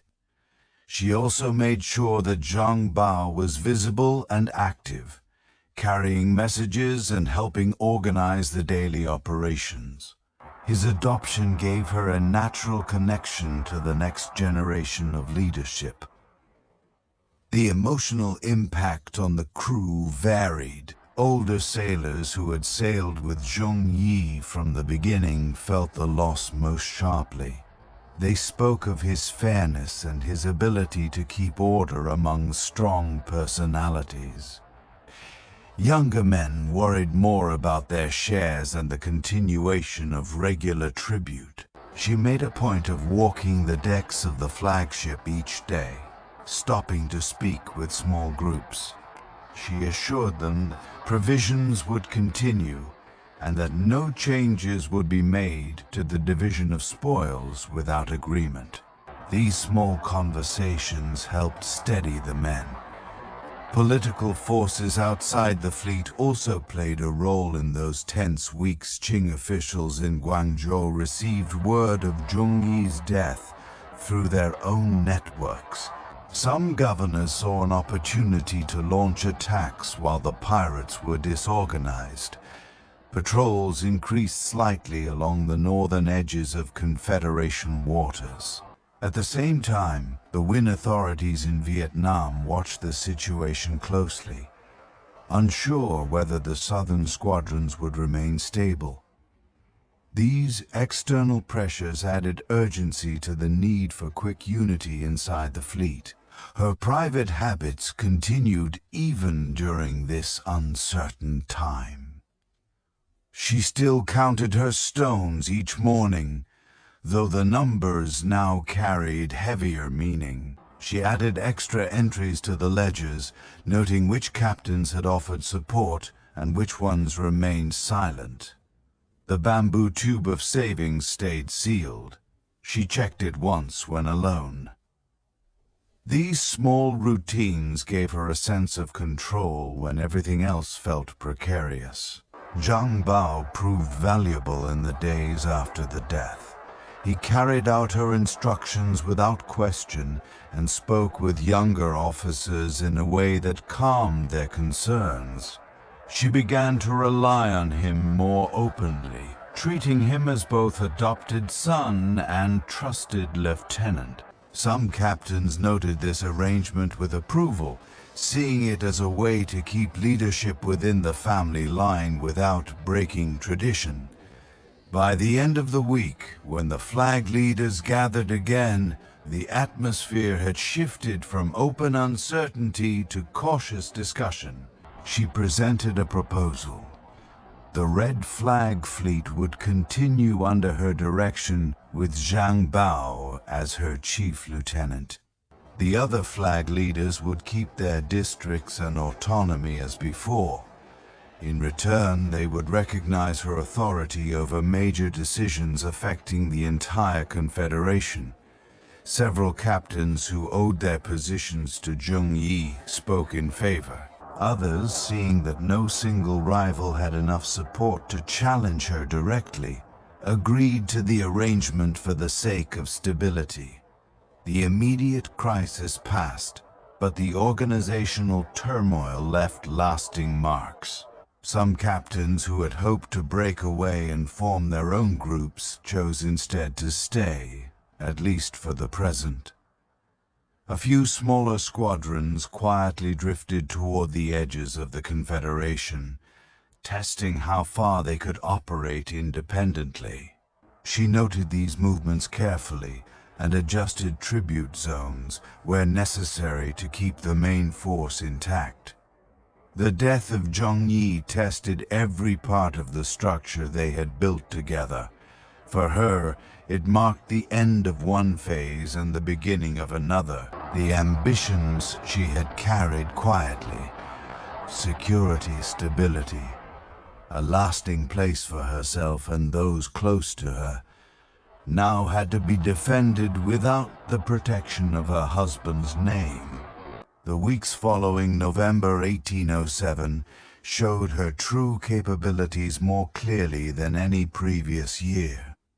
She had moved from partner to sole leader in a world that expected women to step aside. The Confederation held that it would never again be exactly as it had been before the gale off the Vietnamese coast claimed the commander. The week following Zheng Yi's death passed in a tense but orderly fashion across the Confederation. Junks kept their stations, tribute boats continued their runs to shore, and scouts maintained their patrols. No open rebellion erupted, yet the captains watched each other closely. Some had already begun private conversations about what might happen if the Red Flag Fleet splintered. Others waited to see whether the widow of their former leader could hold the center together. She understood that the appearance of steady command mattered as much as the reality in those early days. She moved deliberately. Each morning she appeared on the quarterdeck of the flagship at the usual time, dressed in her practical sea tunic and trousers, hat tied firmly against the wind. She reviewed scout reports with the same calm attention she had always shown, noting changes in Qing patrol patterns or merchant movements. Crew members saw her there and carried on with their tasks, swabbing decks, checking rigging, cooking the morning congee without the hesitation that might have signaled deeper unrest. By keeping to routine, she signaled that the structure remained intact even without Zheng Yi. Zhang Bao became her most visible support. At 23, he had grown into a capable officer, tall and steady, with the same practical manner she had encouraged. She assigned him to lead small detachments on routine collection runs and to carry messages between flag leaders. His presence on deck, relaying her orders without hesitation, helped steady the younger sailors who might otherwise have wondered about the chain of command. She made sure he ate with the senior officers and spoke in meetings when appropriate, gradually establishing him as part of the leadership circle. Private conversations with the flag leaders took place one by one. She invited each to the flagship under the pretext of routine business, discussing tribute totals or zone boundaries. In the quiet of the cabin, she spoke plainly. She reminded them of the agreement signed under Zheng Yi and the costs of division. Weaker squadrons would fall first to Qing patrols or rival gangs. She pointed to the central fund that had kept their crews fed and repaired during lean months. She offered no threats, only facts. To those who showed reluctance, she suggested small adjustments, better tribute zones, or priority access to captured goods that addressed their immediate concerns without weakening the whole. The Black Flag leader, a man named Guo Podai, who commanded a strong squadron in the eastern waters, proved the most difficult. He had ambitions of his own and had already spoken with captains from the yellow and green flags about possible realignments. She met him last, knowing his influence could sway others. In the meeting, she acknowledged his strength openly. His ships were well armed, his men disciplined, his tribute collection reliable. Then she laid out the alternative. If the Confederation held together under her direction, he would keep his current district plus a larger share of any joint operations against foreign traders. If it broke apart, Qing officials would move against the smaller groups first. Guo listened without interrupting. At the end, he agreed to recognize her leadership for the present, though he made it clear he would watch closely. The second meeting of the flag leaders, held 10 days after Zheng Yi's death, confirmed the arrangement. 6 captains gathered on the flagship's main deck, under a stretched canvas awning to block the midday sun. She sat at the head of the low table with Zhang Bao beside her. Charts and ledgers lay spread before them. She opened by stating the facts. The Confederation had grown under Zheng Yi's rules and could continue under the same system. She proposed that she assume command of the Red Flag fleet directly with Zhang Bao as her adopted son and chief deputy. The other flags would retain their autonomy and their leaders. All major decisions affecting the entire force, large raids, negotiations with outsiders, changes to tribute rates, would require her approval. Discussion followed in measured tones. The White Flag leader, older and cautious, spoke first in support. He had sailed with Zheng Yi longest and valued stability above personal gain. The Blue Flag captain agreed, noting that divided fleets had always lost to Imperial forces in the past. The Yellow Flag leader raised concerns about tribute shares but accepted her offer of a slight increase in his zone. Guo spoke last. He stated his support but added that he expected the same fairness Zheng Yi had shown. She nodded once and confirmed that the rules would not change. No vote was taken, none was needed. The captains rose, bowed slightly in the direction of the command cabin and returned to their ships. By evening, signal flags carried the news across the anchored squadron. The Confederation would continue under the same structure, now led by Zhongyi Sao. The title spread quickly, first among the Red Flag crews, then outward to the other districts. Within days, every junk flew the red flag with the understanding that orders came from the flagship. Consolidation required constant attention in the following months. She sent Zhang Bao to visit each flag leader in turn, carrying written confirmations of new zone boundaries and share agreements. These visits served a dual purpose. They reinforced her authority and allowed him to assess morale firsthand. He reported back on which captains seemed steady and which ones needed closer watching. She adjusted assignments accordingly, pairing doubtful squadrons with loyal ones for joint operations, sending reliable men to fill key positions. Daily routines on the flagship adjusted to her new role. She now issued orders directly when necessary, though she still preferred to work through senior officers. Mornings brought the same review of reports, but now with a sharper focus on internal cohesion. She kept the stone counters on the cabin table, rearranging them to track not only ships and tribute, but also the loyalty of each flag. She added a new habit, writing brief notes after every meeting with a captain, recording what was said and any promises made. These notes went into a separate sealed tube, separate from the main ledgers. The crew's response varied by age and background. Older sailors who remembered Zhongyi accepted her leadership as a natural continuation.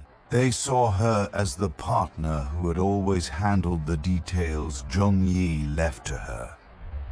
Younger men, especially those who had joined recently, needed more reassurance. She made a point of walking the decks regularly, stopping to speak with small groups about provisions or upcoming operations. She listened to their concerns, shortages of rice, worries about Qing patrols, and addressed what she could immediately.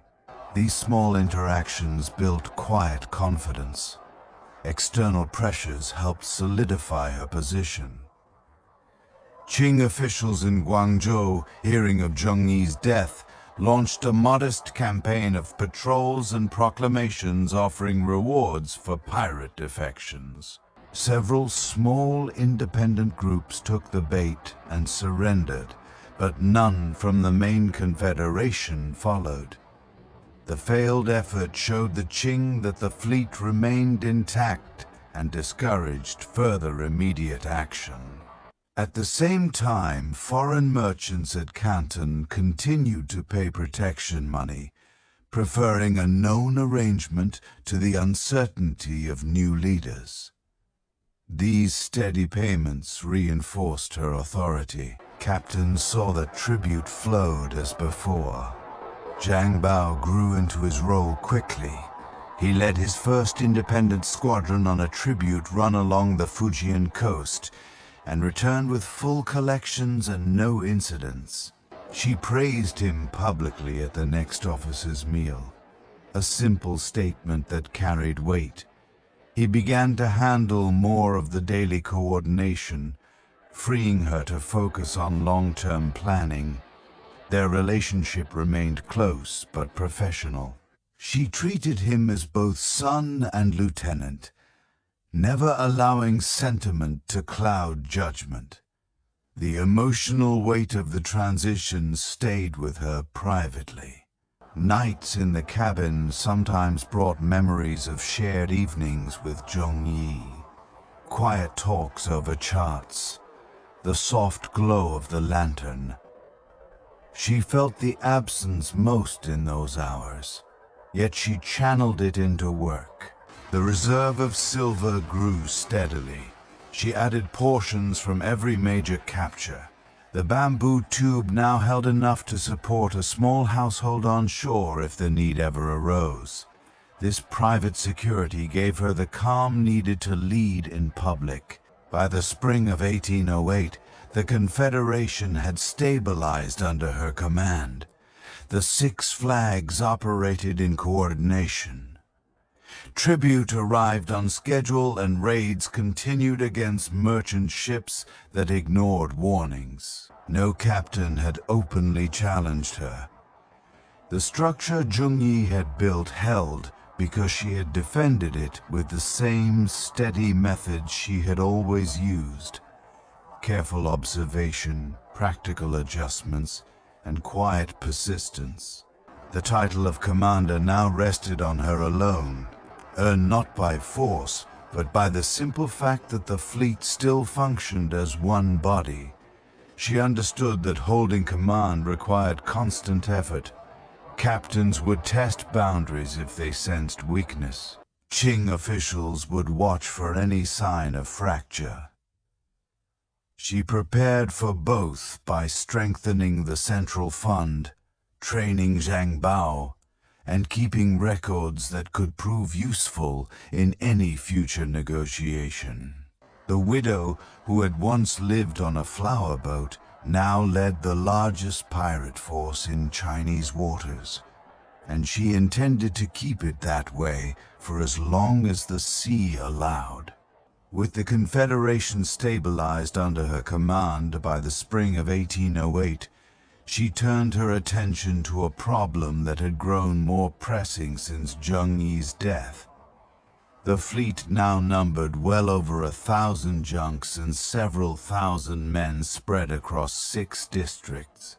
The old informal understandings that had worked under her husband no longer held the same force.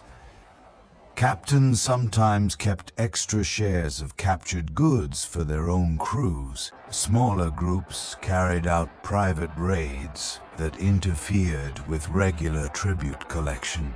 A few incidents of mistreatment toward captured villagers had already reached her through reports, risking the goodwill that kept coastal communities paying without resistance.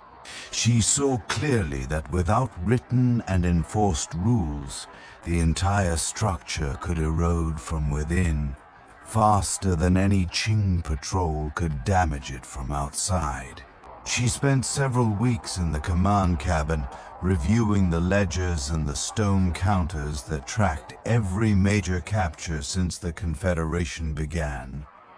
The records showed patterns of uneven division and occasional losses that had gone unpunished.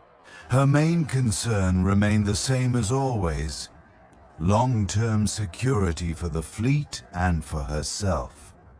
A disciplined force could negotiate from strength if the time came to deal with the Qing court. A loose collection of ships would collapse under pressure and leave everyone exposed. This practical calculation guided every decision she made about the new regulations. The code took shape in a series of clear articles that she wrote out herself on sheets of paper, using the simple characters she had learned over the past years from literate officers. The first article addressed plunder. Every item taken in a raid or received as tribute had to be presented immediately to the squadron leader and then brought to the central fund on the flagship or the nearest flag vessel. 20% went to the men who had carried out the action. The remaining 80% entered the common store for repairs, medicine, provisions, and support for widows and injured sailors. No private hoarding was allowed. She made the percentages exact so there could be no argument later. This rule replaced the earlier loose arrangement that had let some captains take more than their share. The second article dealt with theft from the fund itself. Any man found taking even a small amount of silver, rice, or cloth without authorization faced public flogging for the first offense and execution by beheading for the second. She chose these punishments because they were visible and immediate. Crews watched the process on deck, and the memory served as a stronger deterrent than any private warning. The rule applied equally to ordinary sailors and to captains, a point she emphasized when the articles were read aloud at the next gathering of the flag leaders. Treatment of prisoners received its own strict guidelines. Rape or any forced violation of women captured during raids brought immediate execution. The offender was bound and thrown overboard in front of the crew of his own junk. This rule came directly from her knowledge of the harm such acts caused to village relations. Coastal communities had begun to fear the fleet less when they saw that women and children were left unharmed. The regulation protected the steady flow of tribute that formed the backbone of their income. Captured women who were not immediately released received another provision. If a man wished to marry one of them, he could do so only with a clear agreement and with approval from his captain. The marriage had to be recorded in the squadron ledger. No force was permitted. Women who chose not to marry were to be set ashore at the nearest friendly village with a small amount of cloth or silver as compensation. This approach turned potential enemies into possible allies and reduced the number of desperate escapes or revenge attacks that had plagued less disciplined pirate groups in the past. Desertion and unauthorized absence formed the next part of the code. Any man who left his junk without permission for more than 3 days faced death upon return. Those who tried to slip away with stolen goods received the same penalty. The rule applied during both active operations and quiet periods in sheltered bays. She understood that in a fleet this large, even small losses of manpower could weaken entire squadrons. The regulation also covered gambling debts that led to fights. Such disputes had to be brought before officers for settlement rather than settled with knives on deck. The final articles covered internal order and command. No captain could launch a raid outside his assigned district without her approval through the flagship. All signals between ships remained standardized, and any change in flags or horn calls required notification. Officers had to report monthly on crew numbers, provisions, and any disciplinary cases. She added a requirement that every junk keep a simple log of daily activities written by the most literate man aboard. These logs could be inspected at any time, creating a chain of written accountability that had never existed before. She announced the full code at a gathering of all 6 flag leaders aboard the flagship in late spring 1808. The meeting took place on the main deck, under the same canvas awning used for earlier discussions. Each captain received a handwritten copy on heavy paper sealed with the red fleet mark.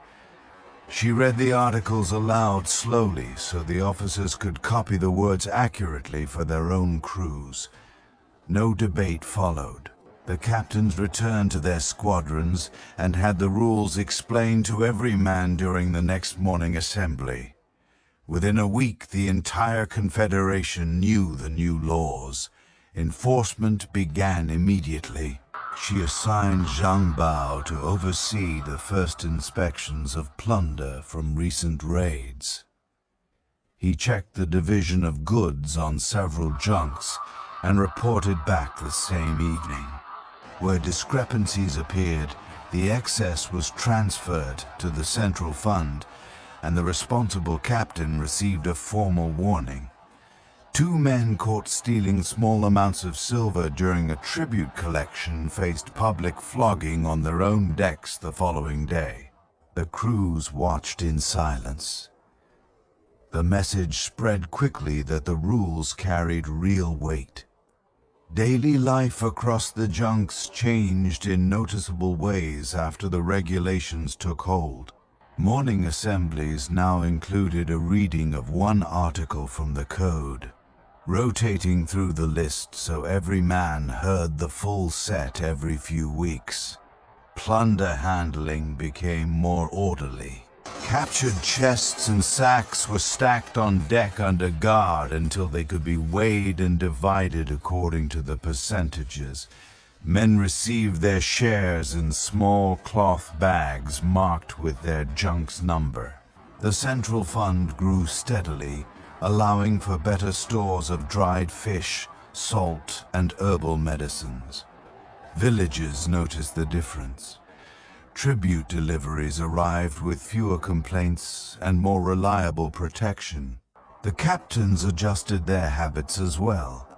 They kept the required logs and sent monthly summaries by fast sampan to the flagship. Some older leaders grumbled privately about the extra paperwork, but they complied because the system reduced arguments over shares and kept their own crews better fed. Younger captains who had risen under her leadership welcomed the clarity. It gave them clear guidelines to follow when dealing with new recruits. Zhang Bao used the code as a teaching tool during training sessions, explaining each rule and the reason behind it. Her own routines incorporated the new regulations without fanfare. She reviewed the incoming logs every few days, noting patterns in enforcement. When a case of desertion occurred in the Green Flag District, she ordered the man brought to the flagship for judgment rather than leaving it to the local captain. The execution took place at dawn with representatives from other squadrons watching. She stood on the quarterdeck during the process, her face calm, her hands steady on the rail. The event served as a reminder across the entire fleet. Political forces outside the Confederation reacted in subtle ways. Qing officials in Guangzhou received reports of the new discipline through their spies and informants. Some governors noted in private correspondence that the pirates now operated with more order than certain imperial garrisons. This perception made large-scale naval campaigns harder to justify. The court preferred to portray the fleet as chaotic bandits rather than a structured organization. At the same time, foreign merchants at Canton found the protection fees more predictable. Fewer ships disappeared without trace, and the tribute system ran on schedule. The regulations helped maintain the balance that kept both sides from escalating. The code also affected the smaller human details of shipboard life. Gambling continued but stayed within limits because disputes went to officers instead of turning violent. Meals remained the same, rice and fish. Yet portions felt more secure because the central fund supplied extras during lean weeks.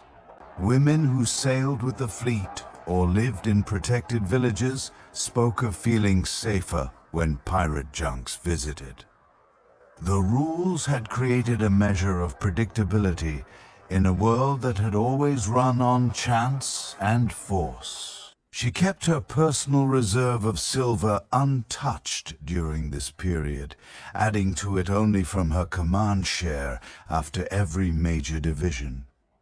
The bamboo tube stayed sealed in its compartment. Her fear of internal collapse had eased slightly now that the articles were in place, but she never stopped watching the ledgers. Ambitions for the fleet remained practical, a force strong enough to endure and perhaps one day negotiate terms with the Empire. The regulations formed the foundation for that possibility. Captains and crews adapted at different speeds. Some men who had joined for the promise of easy loot found the new order restrictive and quietly left during shore visits. Others stayed because steady shares and medical care outweighed the old freedoms. The fleet as a whole grew more cohesive. Tribute collections increased because villages trusted the protection more. Raids became more efficient since crews knew exactly what to expect from each action. By the end of 1808, the regulations had become part of the daily rhythm on every junk. The code was read at assemblies. Plunder was divided by fixed percentages. Punishments followed clear steps, and logs tracked every movement. She had taken the loose alliance her husband left behind and turned it into a structured organization capable of operating across hundreds of miles of coastline. The widow from the flower boats had given the Confederation a framework that would outlast any single leader. The red flag still flew, but now they represented more than strength at sea. They stood for a system that held thousands of men to a common set of expectations. The Qing Navy's attempts to challenge the Confederation grew more frequent after the regulations took hold in 1808. Officials in Guangzhou and other southern ports could no longer ignore the scale of the red flag fleet. Reports from merchants, village headmen, and coastal garrisons painted a picture of organized piracy that collected more revenue than some provincial treasuries. The Jiaqing Emperor issued edicts demanding action, and local governors received funds to repair war junks and recruit additional sailors. These efforts produced a series of engagements that tested the Confederation's discipline and the effectiveness of the new code. Most clashes followed a similar pattern. Qing patrols, usually squadrons of 10 to 20 war junks armed with bow-mounted cannon and manned by conscripted sailors, ventured into Confederation waters, hoping to catch smaller detachments off guard. The Imperial ships flew yellow banners with dragon emblems and carried Imperial seals on their sterns. Their crews included a mix of regular bannermen, local recruits from fishing villages, and sometimes Manchu officers sent south as punishment postings. Pay arrived irregularly. Provisions often ran short, and morale suffered from the long patrols far from home ports. The Confederation's response relied on speed and numbers rather than direct confrontation. Scouts spotted approaching patrols days in advance, using high lookout points on islands or the mastheads of fast junks. Signal flags passed the warning along the chain of command. When a Qing squadron entered a tribute zone, the nearest flag leader gathered his available ships, typically 30 to 50 junks, and moved to intercept. The pirate vessels approached in loose formation, spreading out to avoid presenting a single target to the Imperial cannon. Engagements usually began at mid-range with exchange of fire. Qing junks carried heavier guns but loaded them slowly and aimed poorly in rolling seas. Confederation ships responded with lighter, quicker-firing cannon and swarms of matchlock fire from the decks.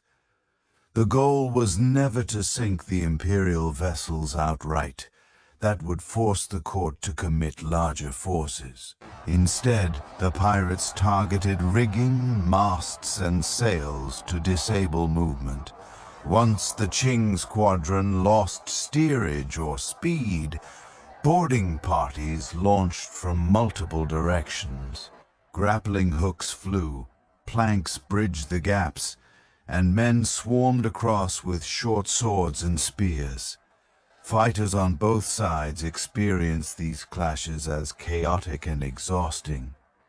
Qing sailors, many pressed into service, fought with reluctance. They had little training in boarding actions and often broke formation when the enemy closed. Confederation men, hardened by years at sea and motivated by shares of captured goods, moved with practiced coordination. The strict rules helped. No unnecessary killing of surrendering men. No looting of personal effects until the plunder was secured. Wounded Qing sailors received basic care, bandages, herbal poultices before being set adrift in small boats or released at the nearest shore. This practice discouraged prolonged resistance and reduced the number of imperial martyrs the court could use in propaganda. One of the larger encounters took place in the summer of 1809 off the coast near the Leizhou Peninsula. A Qing squadron of 18 war junks, reinforced with 2 fire ships loaded with combustibles, sailed into Black Flag waters under Guo Podai's command. Scouts reported the approach early. Guo gathered 40 junks and positioned them in a wide arc across the patrol's path. When the Imperial ships appeared on the horizon, the pirates closed quickly. Cannon exchanges lasted less than an hour before the Qing formation began to break. Several Imperial junks lost masts. Others turned to flee but found escape routes blocked. Boarding followed in waves. By dusk, the Confederation had captured 6 vessels intact, burned 3, and forced the rest to withdraw under cover of night. The captured junks were stripped of usable cannon and timber, then released empty. The Qing commander escaped, but lost face in his report to Guangzhou. The fighters who lived through these actions carried the experience in different ways. Confederation men returned to their junks with minor wounds bandaged and stories to tell during evening meals. They spoke of the moment the Imperial line wavered, the sound of splintering wood, the sight of yellow banners trailing in the water. Injuries, cuts from blades, burns from matchlock powder were treated with the fleet's herbal stores. The Central Fund paid for extra rice and medicine during recovery. Men who performed well in boarding received bonus shares, a practice that reinforced the regulations. On the Qing side, the aftermath looked different. Surviving officers wrote careful reports that downplayed losses and exaggerated pirate casualties. Sailors who returned to port carried tales of disciplined red flag crews and swift boarding that made future patrols reluctant.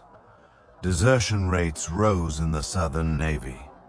Some men slipped away during shore stops rather than face another encounter. The court responded by increasing rewards for captured pirate leaders, but the offers rarely tempted Confederation men who knew the value of steady tribute and shared plunder. Coastal populations felt the clashes through indirect effects. Villages near battle sites sometimes saw drifting wreckage or small boats carrying released prisoners. Headmen collected what they could: timber for repairs, rope, iron fittings, and sent reports to the nearest flag leader. In return, they received extra protection patrols for a time. Some settlements quietly cheered the Confederation's victories. Imperial patrols had a reputation for demanding food and labor without payment. The Red Flag junks, by contrast, followed the tribute agreement strictly after the new code. She oversaw the broader response from the flagship. After each major clash, Zhang Bao brought detailed accounts from the participating captains. She reviewed the logs, noted which junks had performed well, and adjusted assignments for the next patrol season. She kept the central fund ready to replace lost cannon or repair damaged hulls. When a captain reported excessive casualties, she sent extra medical supplies and reassigned the squadron to quieter tribute zones until it recovered. These measures maintained morale across the fleet. The clashes also influenced internal dynamics. Captains who led successful actions gained prestige and larger shares of joint operations.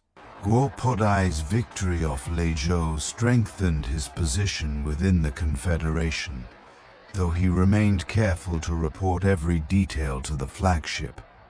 Men who had once considered breaking away now saw the advantages of staying under unified command. The regulations proved their worth in battle. Clear chains of command and disciplined boarding prevented the confusion that had doomed other pirate groups. Broader social impacts appeared along the coast. Trade routes shifted slightly as merchants avoided waters where recent fights had occurred. Some larger merchants increased their tribute payments to ensure faster warnings of Qing movements.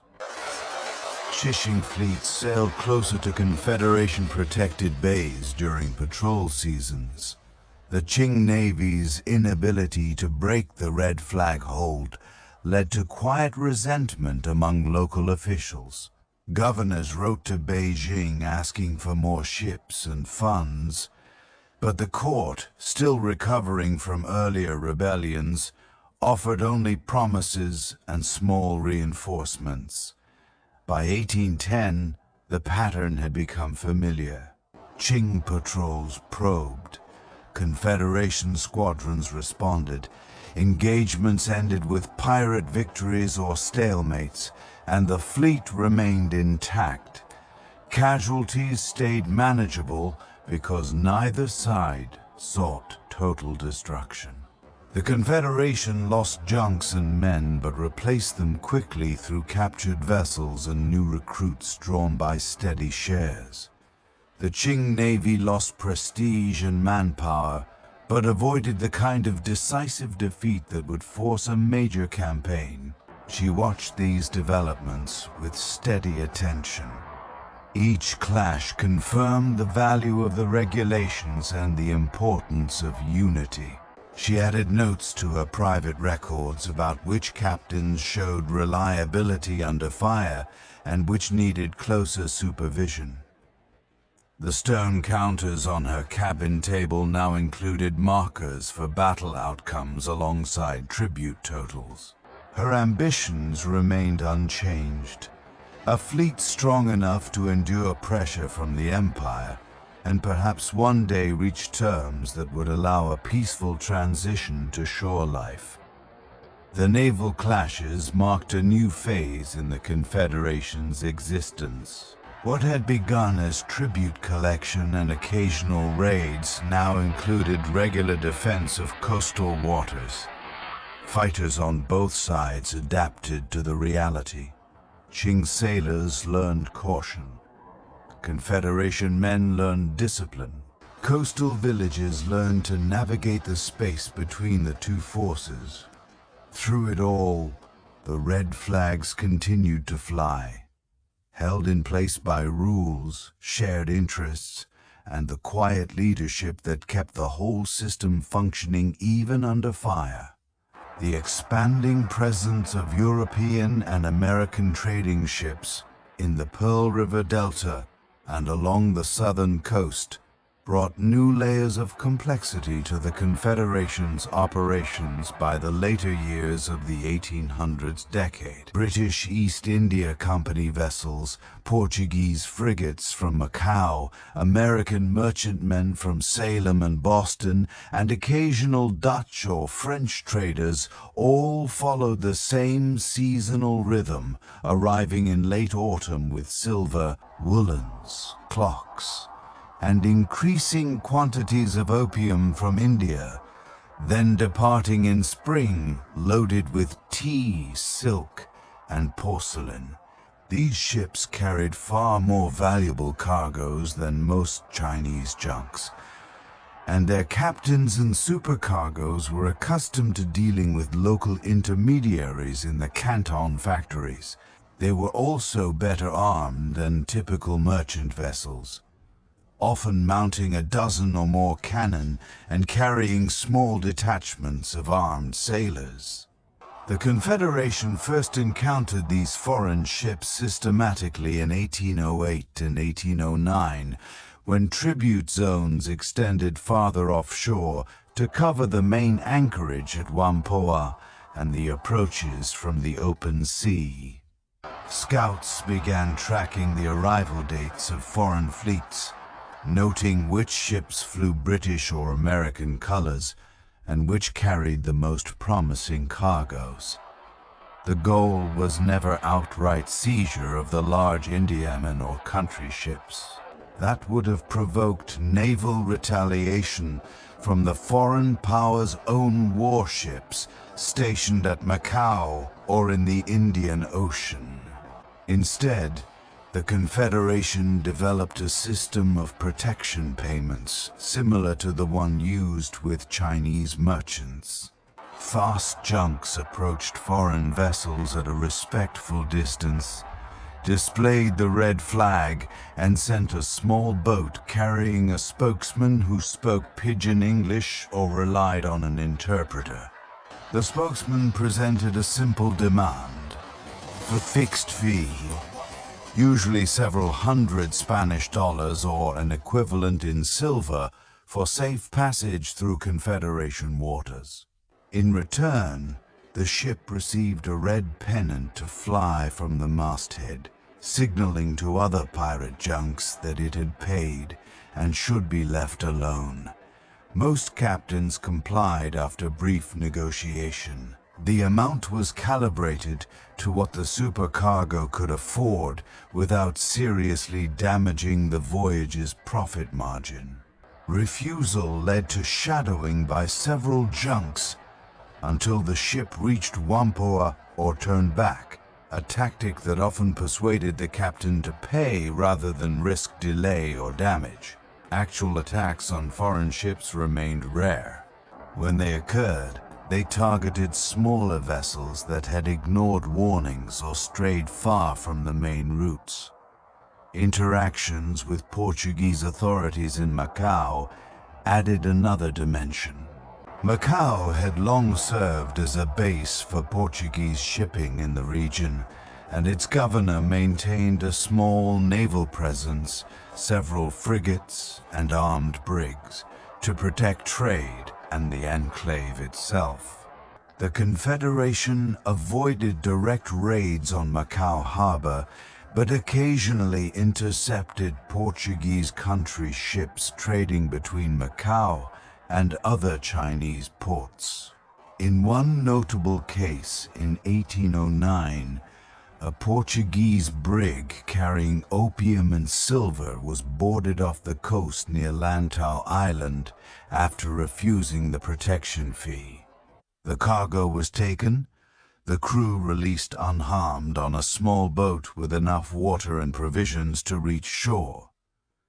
The incident drew a formal protest from the Portuguese governor to Qing officials in Guangzhou, who responded with the usual vague promises of action. Behind the scenes, the Confederation sent a message through intermediaries offering to respect Portuguese vessels that paid the fee. After several months of quiet negotiation, the arrangement settled into place. Most Portuguese ships carried the red pennant and passed without interference. British encounters proved more complicated. The East India Company maintained its own armed vessels and enjoyed close relations with Qing authorities through the Canton system. When Confederation junks approached British Indiamen, the response varied. Some captains paid quickly to avoid trouble. Others refused and relied on their cannon and the presence of Royal Navy escorts farther offshore. In 1810, A squadron of red flag junks shadowed a large British ship that had declined the fee. The vessel anchored under the guns of a Royal Navy frigate that happened to be in the area. No shots were exchanged, but the incident was reported back to London and added to growing British complaints about coastal insecurity. The Confederation adjusted tactics after this event, focusing on ships that sailed without escort and avoiding any direct challenge to foreign warships.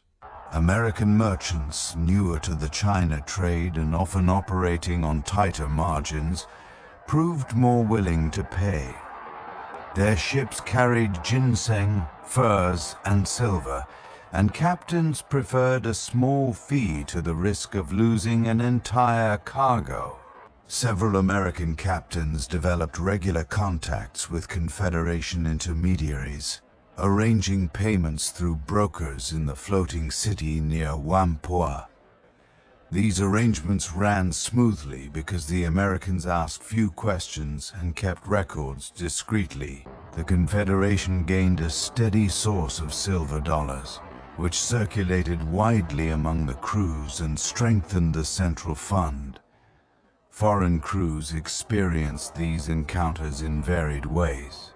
Sailors on paid ships saw the red flag junks as a kind of local tax collector, annoying but preferable to outright attack. Those on ships that resisted spoke of disciplined formations and quick approaches that made resistance seem futile. Stories spread in port cities from Canton to Kolkata and Boston. Tales of pirate fleets numbering hundreds of sails, of women commanding from flagships, of rules that spared lives when surrender came promptly.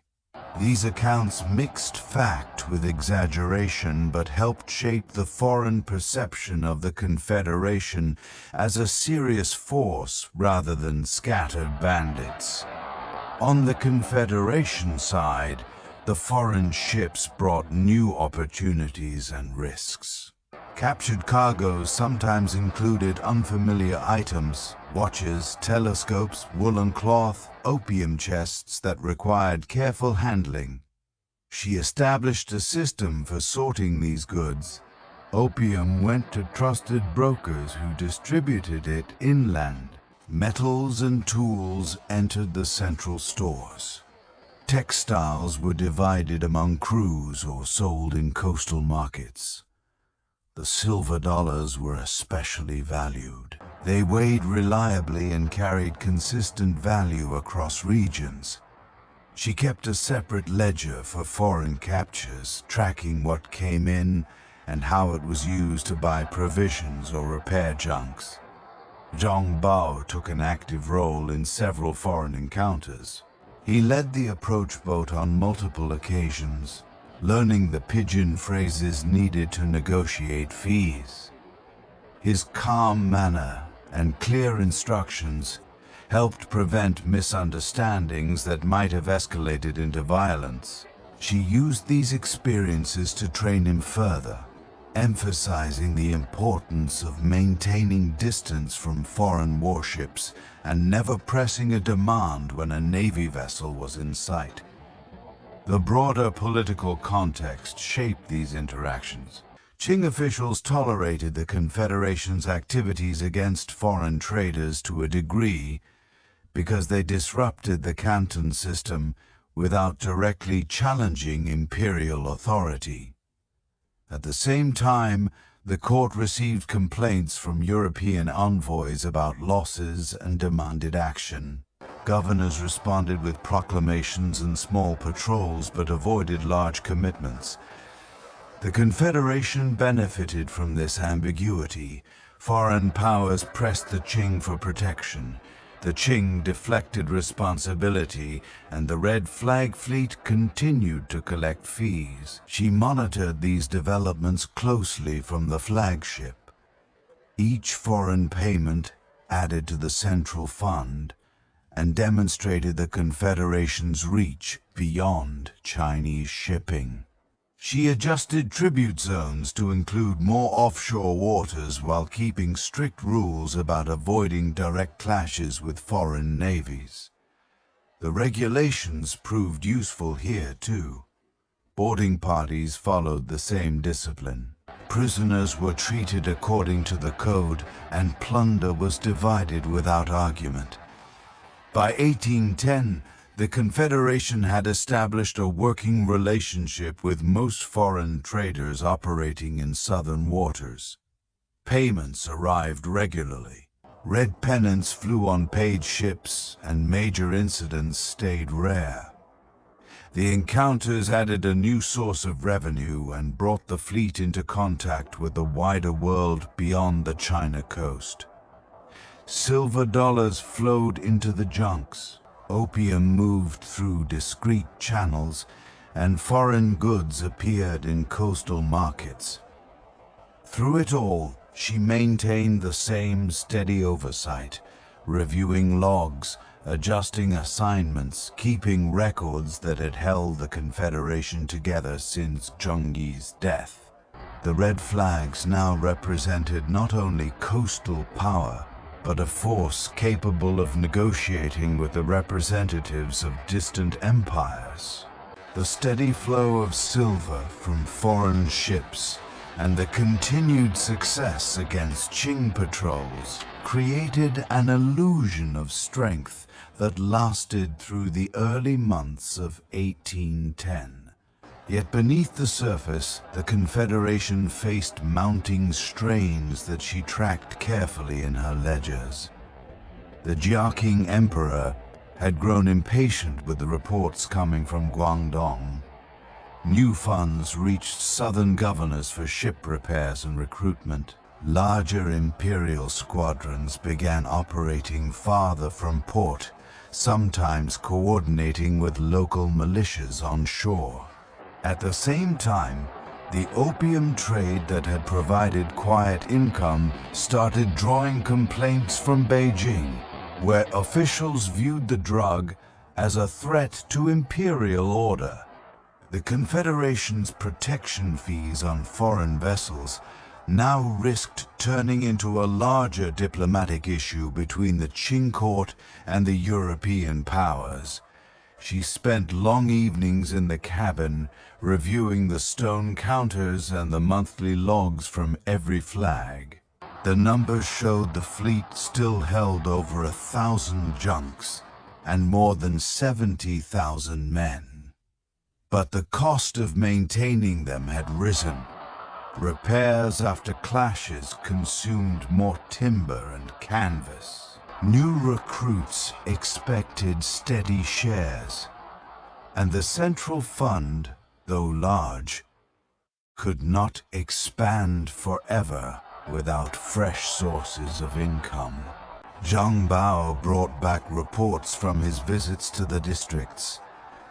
Captains spoke more openly about the possibility of a permanent settlement with the government. Some villages that had paid tribute for years now hesitated, fearing future imperial punishment if they continued supporting the fleet.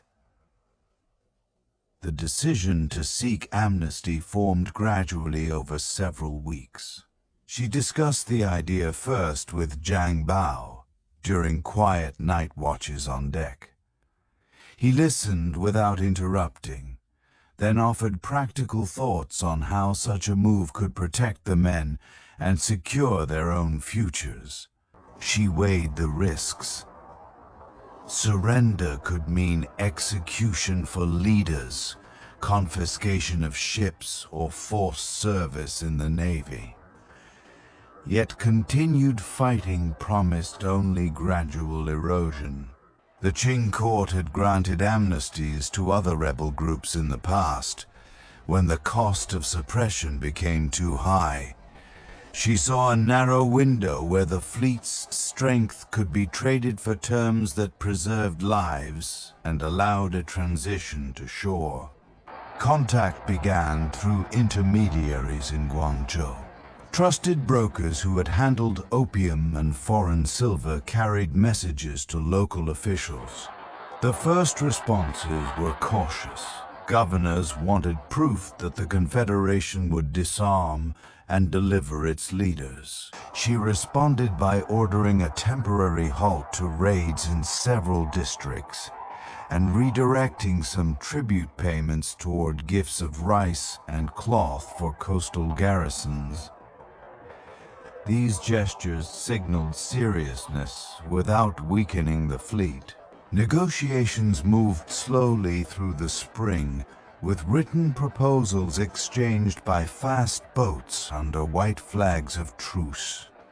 She insisted on certain conditions from the start: full pardon for herself, Zhang Bao, and all captains who surrendered, permission to keep a portion of the accumulated silver, and the right for ordinary crew members to return to their villages without punishment. The Qing authorities, led by the Governor-General of Guangdong and Guangxi, saw advantages in acceptance.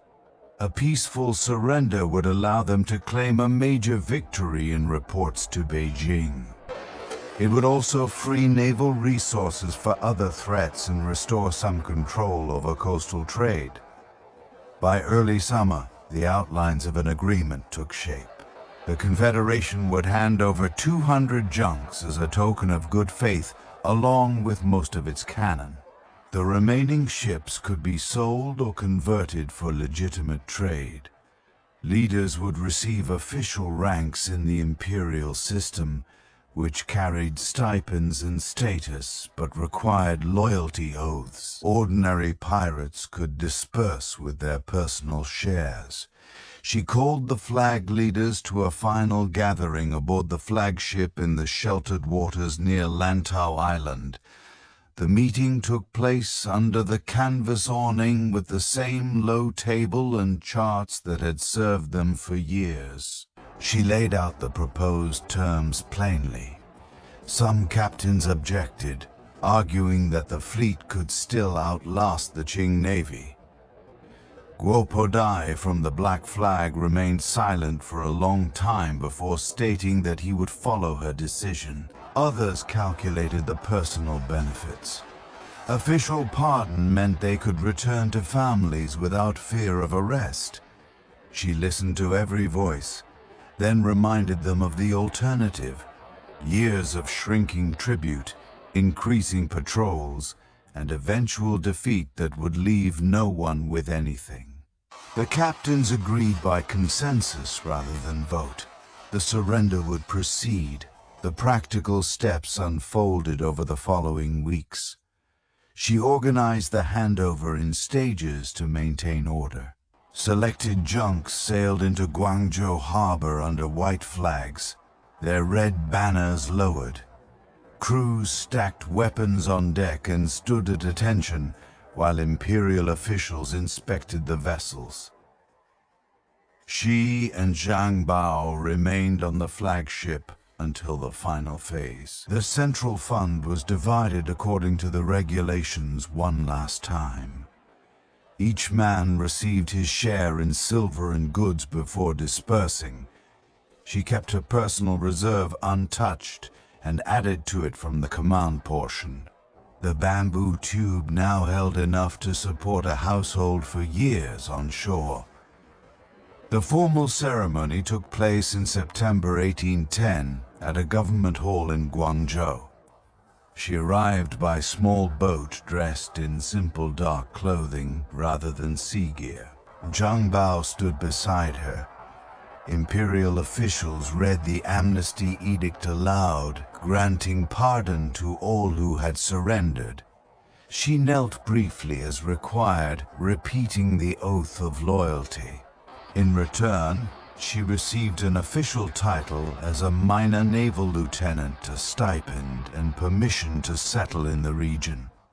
Zhang Bao received a similar rank. Most captains accepted comparable positions or simply returned to civilian life with their shares. A small number of men who had committed serious crimes during the years of conflict faced execution, but the number stayed low because she had enforced the regulations strictly.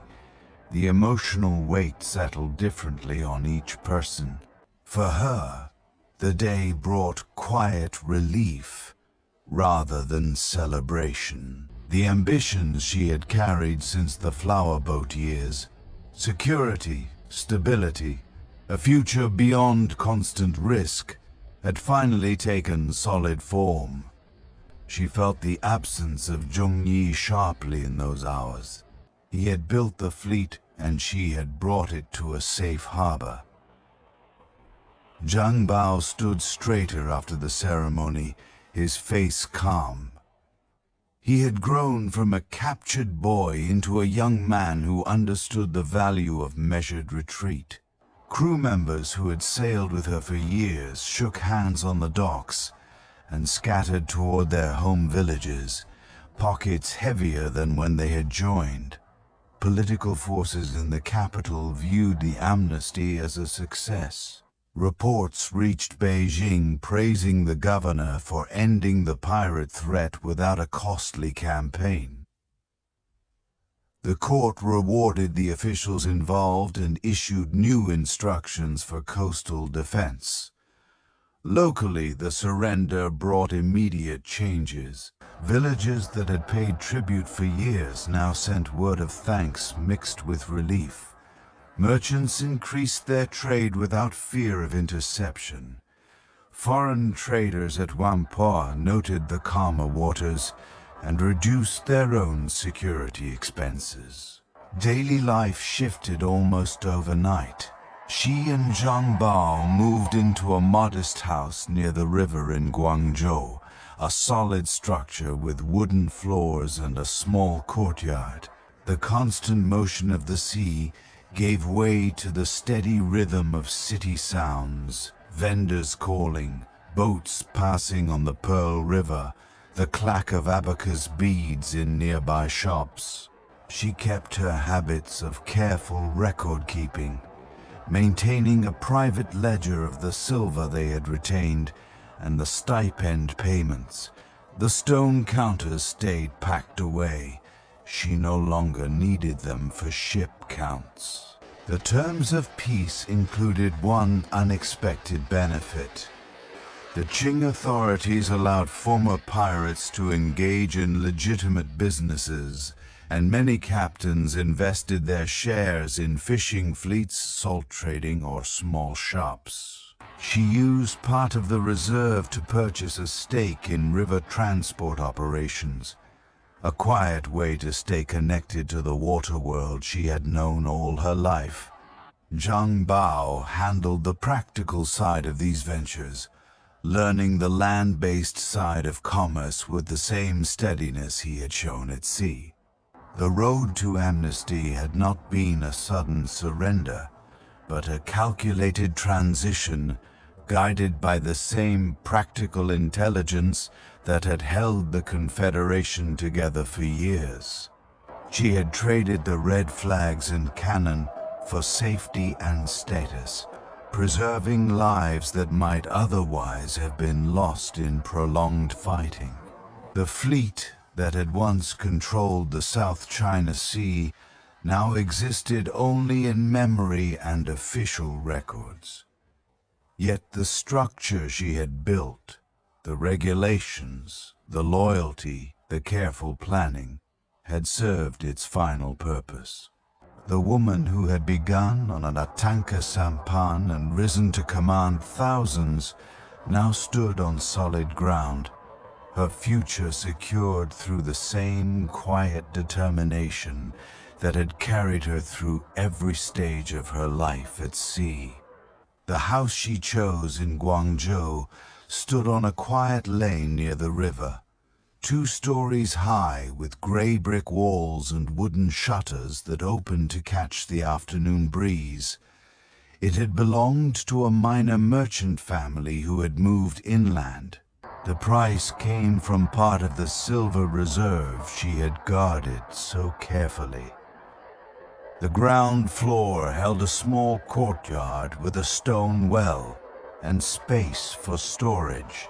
Upstairs were 3 rooms, one for sleeping, one for receiving visitors, and one she kept as a private study with a low table, shelves for ledgers, and a single window facing the Pearl River.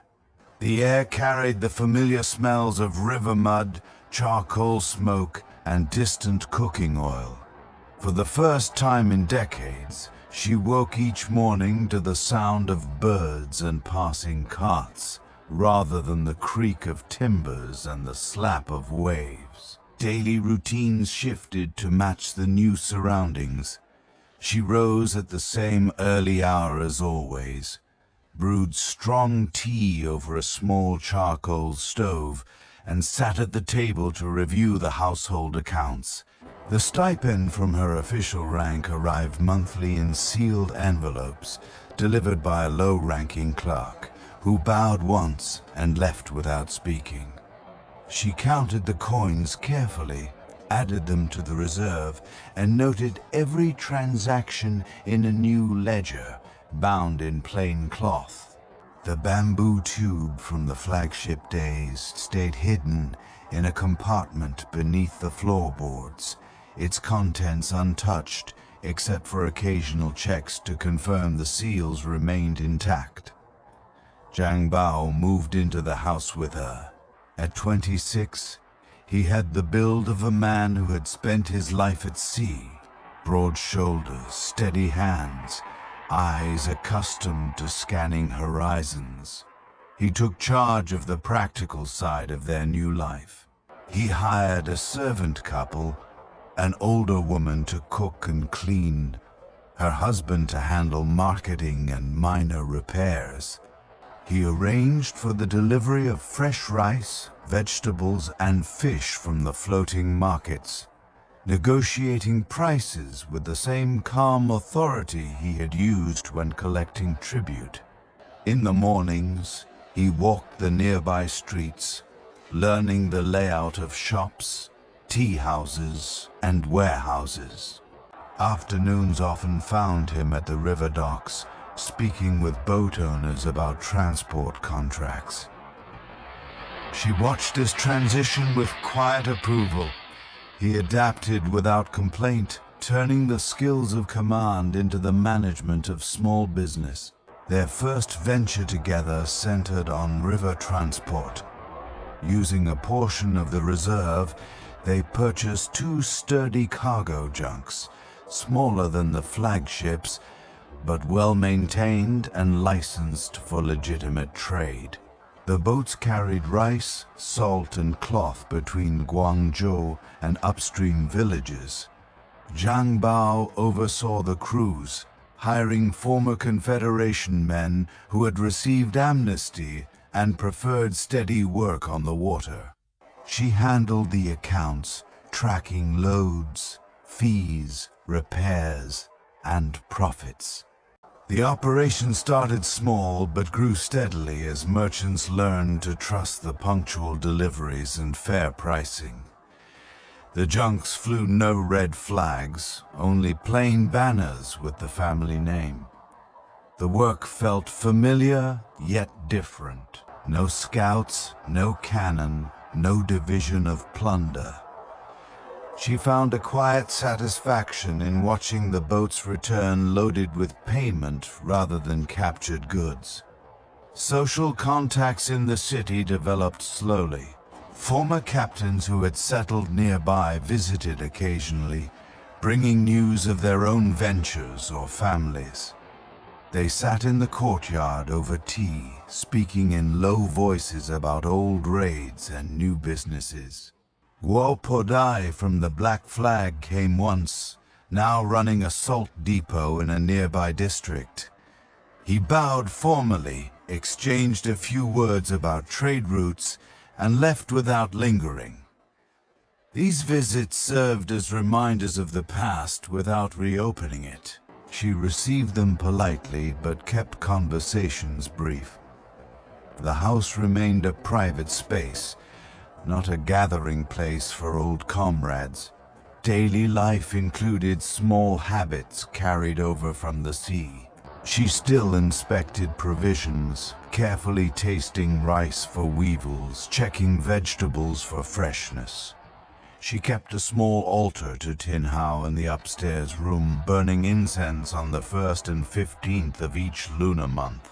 The rituals were simple. Light the stick, vow 3 times, let the smoke rise toward the window. No one commented on them. The servant couple understood the custom from their own boat backgrounds. Zhang Bao sometimes joined her, standing silently until the incense burned down. These moments carried no words, only the shared memory of years on the water. The city itself presented new details to observe. She walked the streets in the early mornings when the air stayed cool, noting the patterns of vendors setting up stalls, the flow of porters carrying baskets, the way officials moved through the crowds with attendants clearing the path. She learned the dialect spoken in different quarters, Cantonese in the markets, bits of Mandarin from northern clerks, fragments of foreign languages near the factories. She avoided the crowded areas where Qing soldiers patrolled in greater numbers, preferring the quieter lanes along the river. These walks gave her the same sense of reading a landscape that she had once felt scanning the sea from a masthead. Remarriage came in 1811. Zhang Bao proposed the union himself one evening after the household had quieted. He spoke plainly. The arrangement would formalize their partnership, secure her position in the eyes of local officials, and ensure the business ventures passed to him without question if anything happened to her. She considered the matter for several days. The match made sense on practical grounds. He had proven reliable in every task she had given him, from leading squadrons to managing the new junks.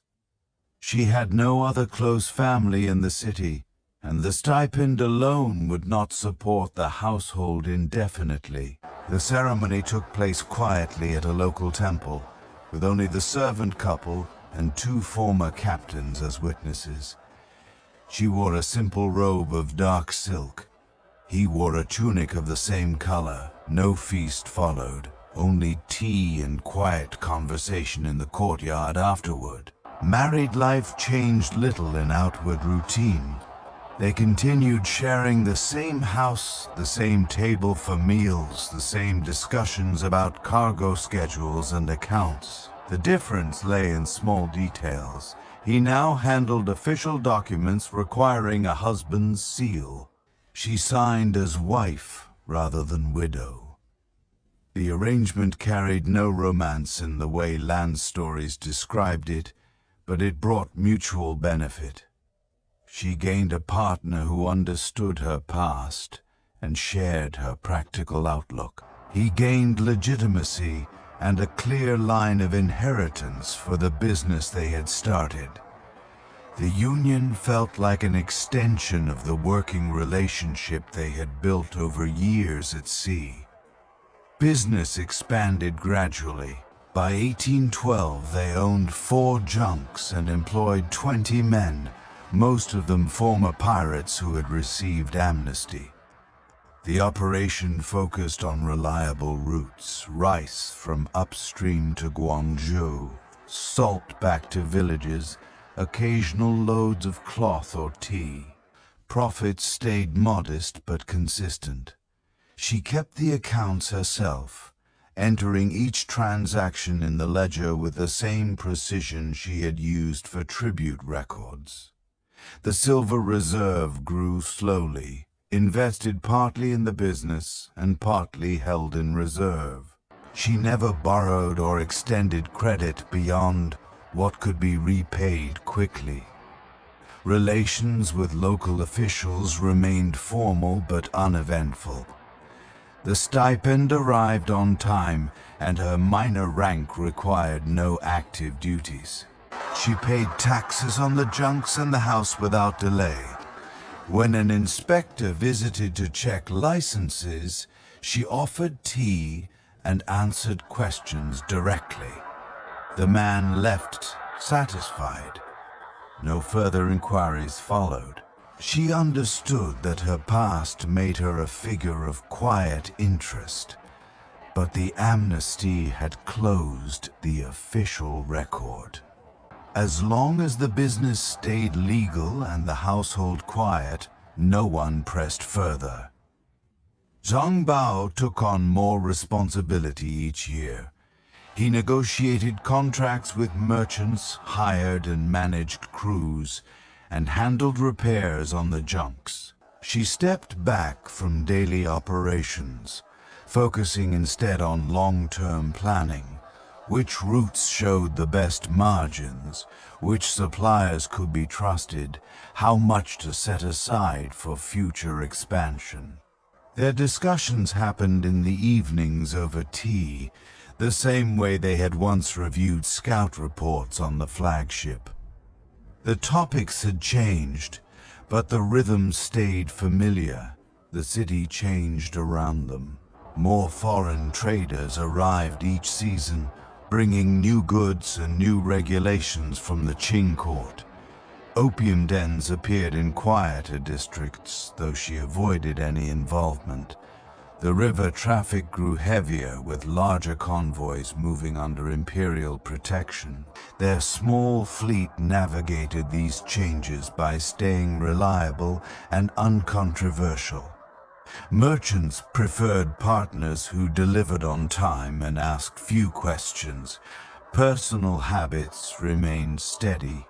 She still woke early, brewed tea, reviewed accounts. She walked the same lanes, noting small shifts, the opening of a new stall, the repair of a bridge. She burned incense at the altar, kept the household clean, and spoke little of the past. The servant couple grew accustomed to her ways and worked without direction most days. Zhang Bao returned each evening with news of the day's loads or repairs. They ate simple meals, rice, steamed fish, greens, then reviewed the ledgers together. By the middle of the decade, the business had stabilized. The junks ran regular routes, the accounts balanced, the reserve held secure. She had achieved what she had aimed for since leaving the flower boats, a life on shore with income, status, and safety. The years at sea had given her the tools to build it.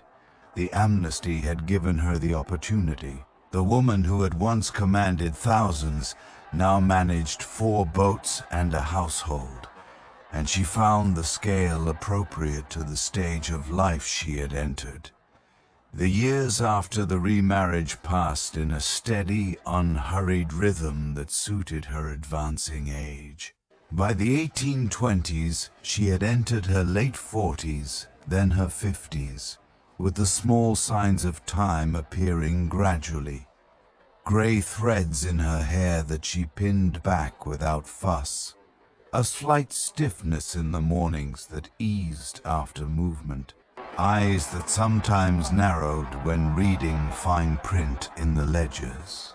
She remained active in the household and the business, though she delegated more of the daily oversight to Zhang Bao. He managed the growing fleet of 6 junks by the middle of the decade, hiring additional crews and negotiating longer contracts with merchants who shipped goods as far as Fujian and Guangxi. She reviewed the accounts weekly, still entering each figure in her precise hand. But the work took less time than before. The house near the river stayed much the same. The courtyard gained a few potted plants, chrysanthemums in autumn, bamboo in the corners that the servant woman tended. The upstairs study held the same low table and shelves, now with additional ledges for the expanded business. She kept the small tin hao altar, renewing the incense sticks on the usual days. Meals remained simple, congee or rice with steamed fish and greens, occasionally a dish of braised pork when the junks returned with extra provisions from upstream. She ate slowly, chewing carefully, a habit formed from years when food came irregularly at sea. Zhang Bao had grown into a respected figure in the river trade community. At 35, he carried himself with quiet authority, speaking little but listened to when he did speak. Merchants sought him out for reliable transport, knowing his boats arrived on schedule and his crews caused no trouble. He fathered 2 children with her in the early 1820s, a son born in 1822 and a daughter in 1824. The births came without difficulty. The household hired a midwife from a nearby village who had experience with boat families. She took an active role in raising them, teaching the boy to read simple characters from the ledgers and showing the girl how to tie knots and balance loads on small models of junks. The children grew up hearing stories of the river, but never the full details of their parents' earlier lives. She preferred it that way. The past stayed closed except in private moments with Zhang Bao. The city changed noticeably around them during these decades. The opium trade expanded steadily after the British forced open more ports following conflicts in the late 1830s and early 1840s. Warehouses near the factories filled with chests of the drug, and smaller dens appeared in quieter districts. She kept the family business away from any involvement. The junks carried only rice, salt, cloth, and tea. When merchants offered higher fees for opium transport, she declined politely, citing the risks of imperial inspection. The decision cost some income but preserved their steady reputation. Qing officials cracked down sporadically on the trade, raiding shops and confiscating stocks, which made legitimate operators like theirs appear more trustworthy by comparison. Her habits in old age remained consistent. She still woke before dawn, brewed tea, and sat at the table with the morning light coming through the window. She walked the same lanes when the weather allowed, though the distances grew shorter. She noticed new faces among the vendors, younger men taking over stalls from fathers, and observed how the river traffic had thickened with larger convoys under armed escort. The sound of foreign languages drifted more often from the direction of the factories. English, Portuguese, fragments of other tongues she could not place. She listened without comment, filing the changes the way she had once tracked wind shifts at sea. Family life filled the days in small, grounding ways. The son showed an early interest in numbers, helping with the accounts by age 10. The daughter preferred the courtyard plants and the servant woman's stories of village life. She taught both children practical skills, how to judge rice quality by feel and smell, how to read simple contracts, how to keep records that could not be disputed later. Zhang Bao handled the outdoor side, teaching the boy to swim in the river shallows, showing the girl how to steer a small sampan. The household functioned smoothly, with the servant couple now treated almost as family after more than a decade of service. Health concerns appeared gradually.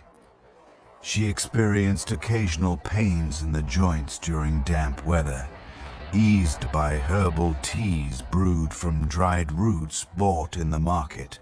She consulted a local physician once or twice a year, a quiet man who prescribed tonics and advised rest. She followed the instructions without complaint, but never stopped her daily routines entirely. Zhang Bao watched her closely during these periods, making sure the household tasks stayed light. She appreciated the attention without acknowledging it openly. Words between them had always been few. The broader world shifted in ways that reached even their quiet lane. News of the Opium War arrived in fragments, first through rumors in the tea houses, then through official proclamations posted on walls. British warships appeared in the river.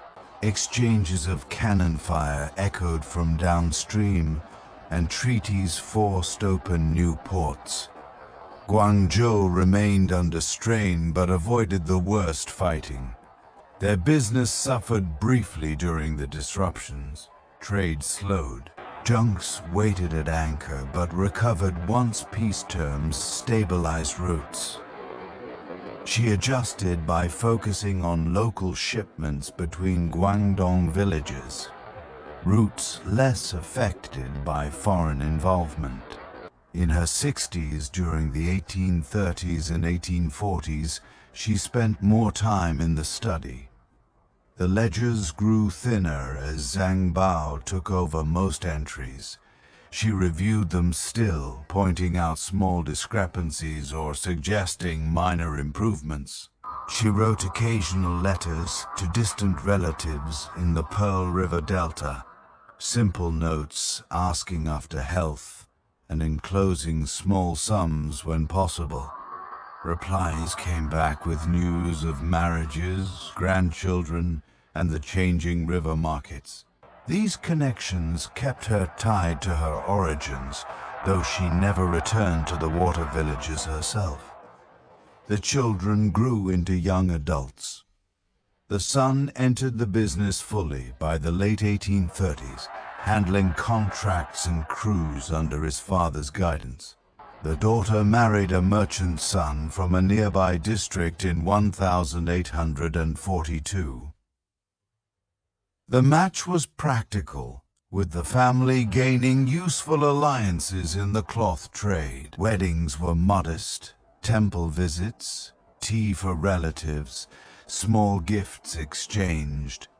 She attended both events, seated in a quiet corner, watching the rituals with the same calm observation she had always shown. Weird habits from the sea years lingered. She still arranged small polished stones on the table when thinking through business decisions, though no one knew their original meaning. She tasted every batch of rice delivered to the house, a holdover from checking tribute quality. She kept the bamboo tube sealed and hidden, checking its contents once a year on the anniversary of the amnesty. These small acts anchored her to the past without dominating the present.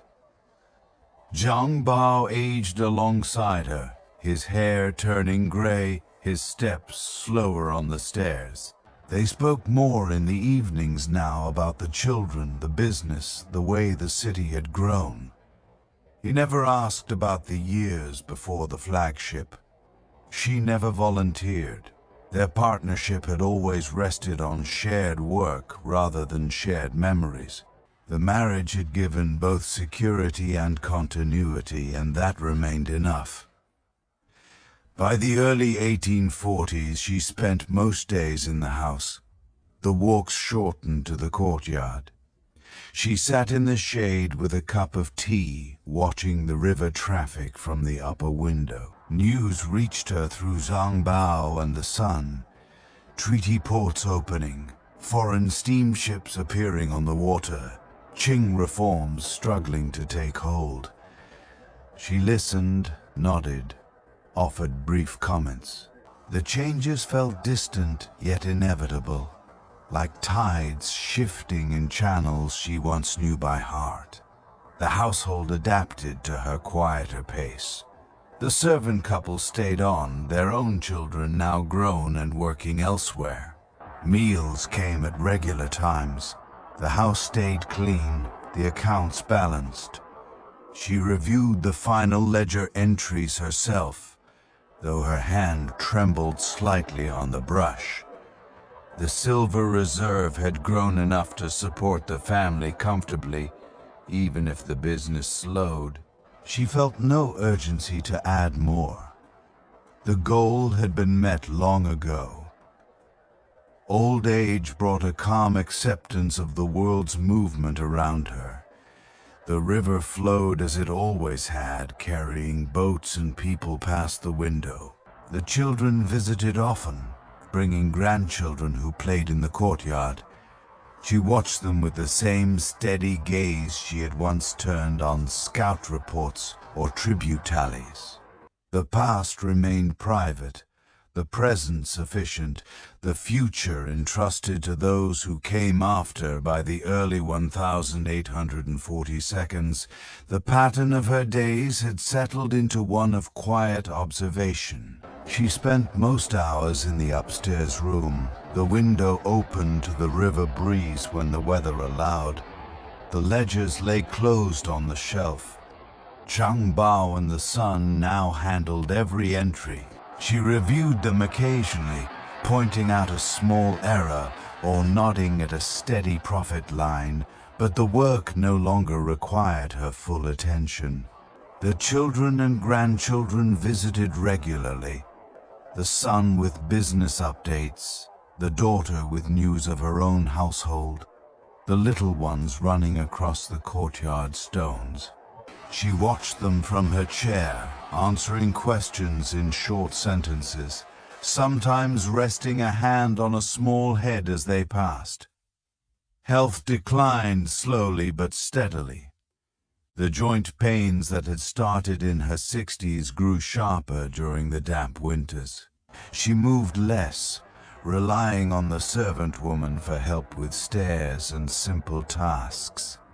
The physician came more often, bringing stronger tonics and advising against the chill drafts that came off the river. She followed the instructions without argument, drinking the bitter brews and resting when told.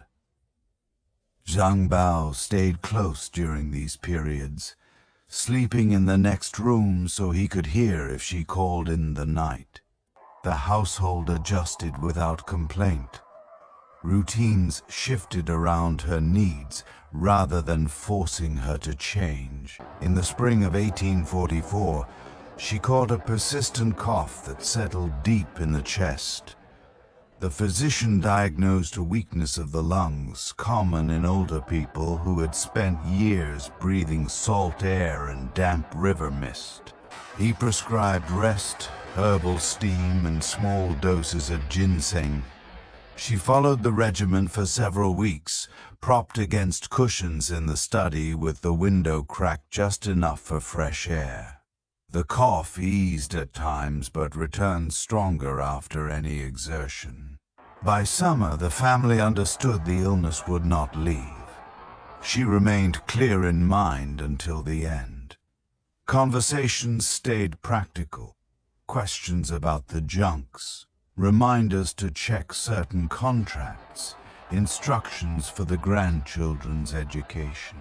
She spoke little of the past, though once when the daughter asked about her childhood, she described the tanker boats in a few plain sentences, the way nets were hauled at dawn, the taste of congee flavored with dried shrimp, the sound of water against hulls at night. The daughter listened without pressing for more. Zhang Bao sat nearby during these moments, adding nothing but a steady presence. The final days came in late summer. The cough weakened her until breathing became effort. She lay in the sleeping room, the bed platform covered with fresh mats, a small charcoal brazier keeping the air warm.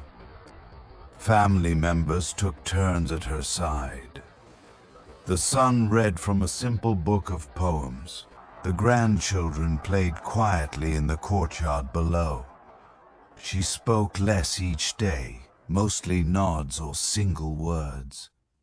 On the morning of the 16th of November 1844, she asked Zhang Bao to open the window wider. The river sounds carried in clearly, oars dipping, boat horns in the distance. She listened for a time, then closed her eyes. The breathing slowed and stopped shortly after midday. She was about 69 years old. The household observed the customs quietly. The body was prepared according to local practice, washed, dressed in plain silk, laid out in the main room with incense burning at the small altar. Relatives arrived over the next days, distant cousins from the river villages, former business associates, a few old captains who had heard the news through the merchant networks. No large gathering took place. She had never wanted attention. The funeral procession moved through the lanes to a small cemetery plot near the river, chosen because it overlooked the water she had known all her life. The grave was simple, marked with a stone bearing her married name and the dates. Offerings of rice, wine, fruit, and paper money were burned at the site. The family returned home the same evening. News of her death spread through Guangzhou in the way such things do among those connected to the river trade. Merchants mentioned it in tea houses. Boat crews carried word upstream. Former Confederation men still living in the area heard through their own channels. Some visited the house to pay respects, leaving small offerings at the door. Others simply nodded when the name came up in conversation, remembering the woman who had once held the largest fleet on the coast and then walked away from it intact.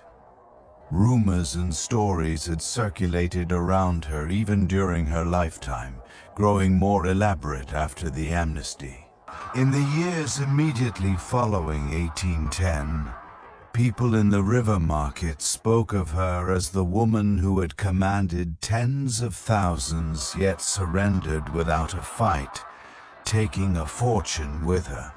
Some claimed she had hidden vast treasure in coastal caves, silver ingots and jewels from captured foreign ships, waiting for the right moment to retrieve them. Boatmen told versions where she had kept a secret squadron hidden in Vietnam, ready to return if the Qing broke the amnesty terms. These stories stayed vague. No one produced evidence, and she never addressed them. During her shore years, the tales shifted. Vendors near the dock sometimes said she still owned half the river trade under false names, collecting silent shares from every major junk that passed Guangzhou. Others claimed she practiced certain sea rituals in her house, burning incense to dragons or consulting old charts at night, keeping some power from the pirate days.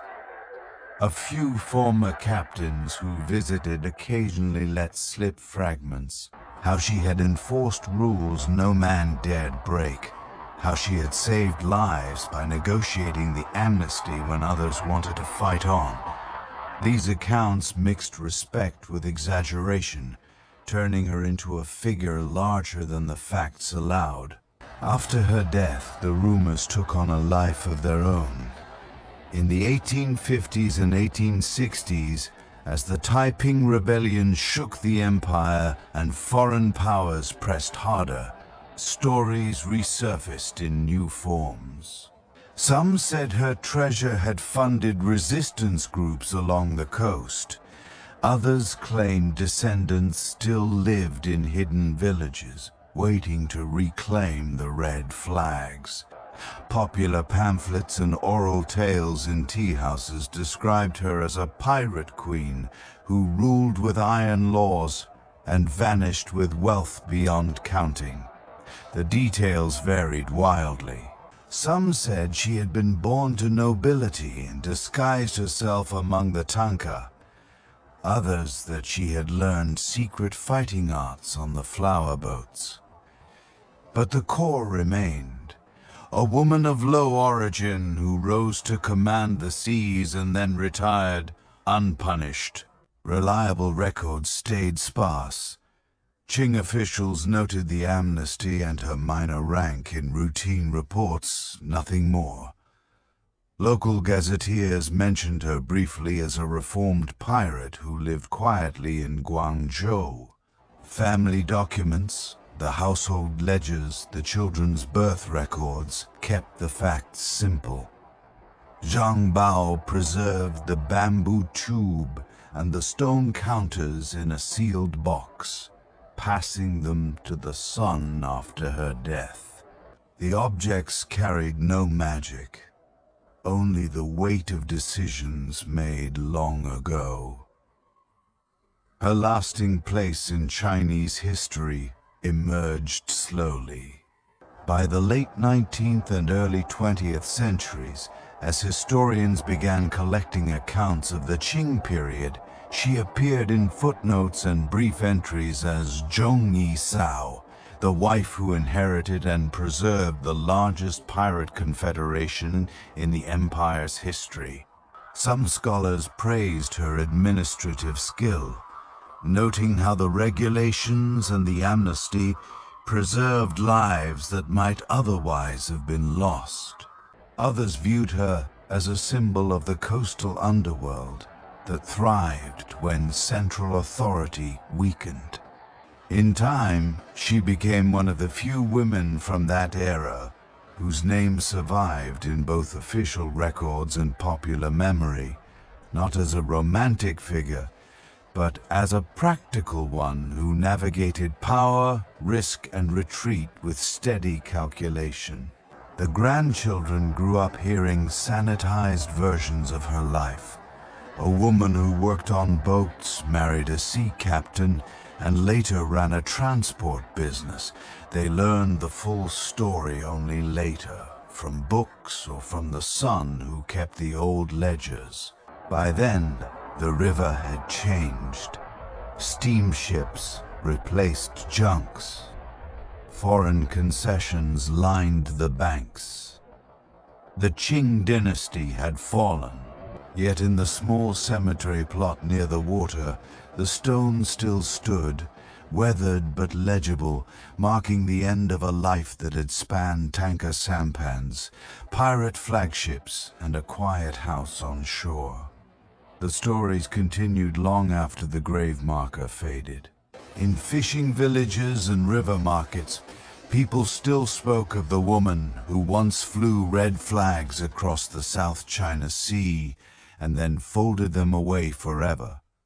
The rumors never quite match the facts, but they carry a truth of their own, that even in a world ruled by emperors and tides, one person from the lowest rung could rise, command, and depart on her own terms. The story of Qing Shi has now reached its close. The river keeps flowing past the quiet grave, carrying boats and people as it always has.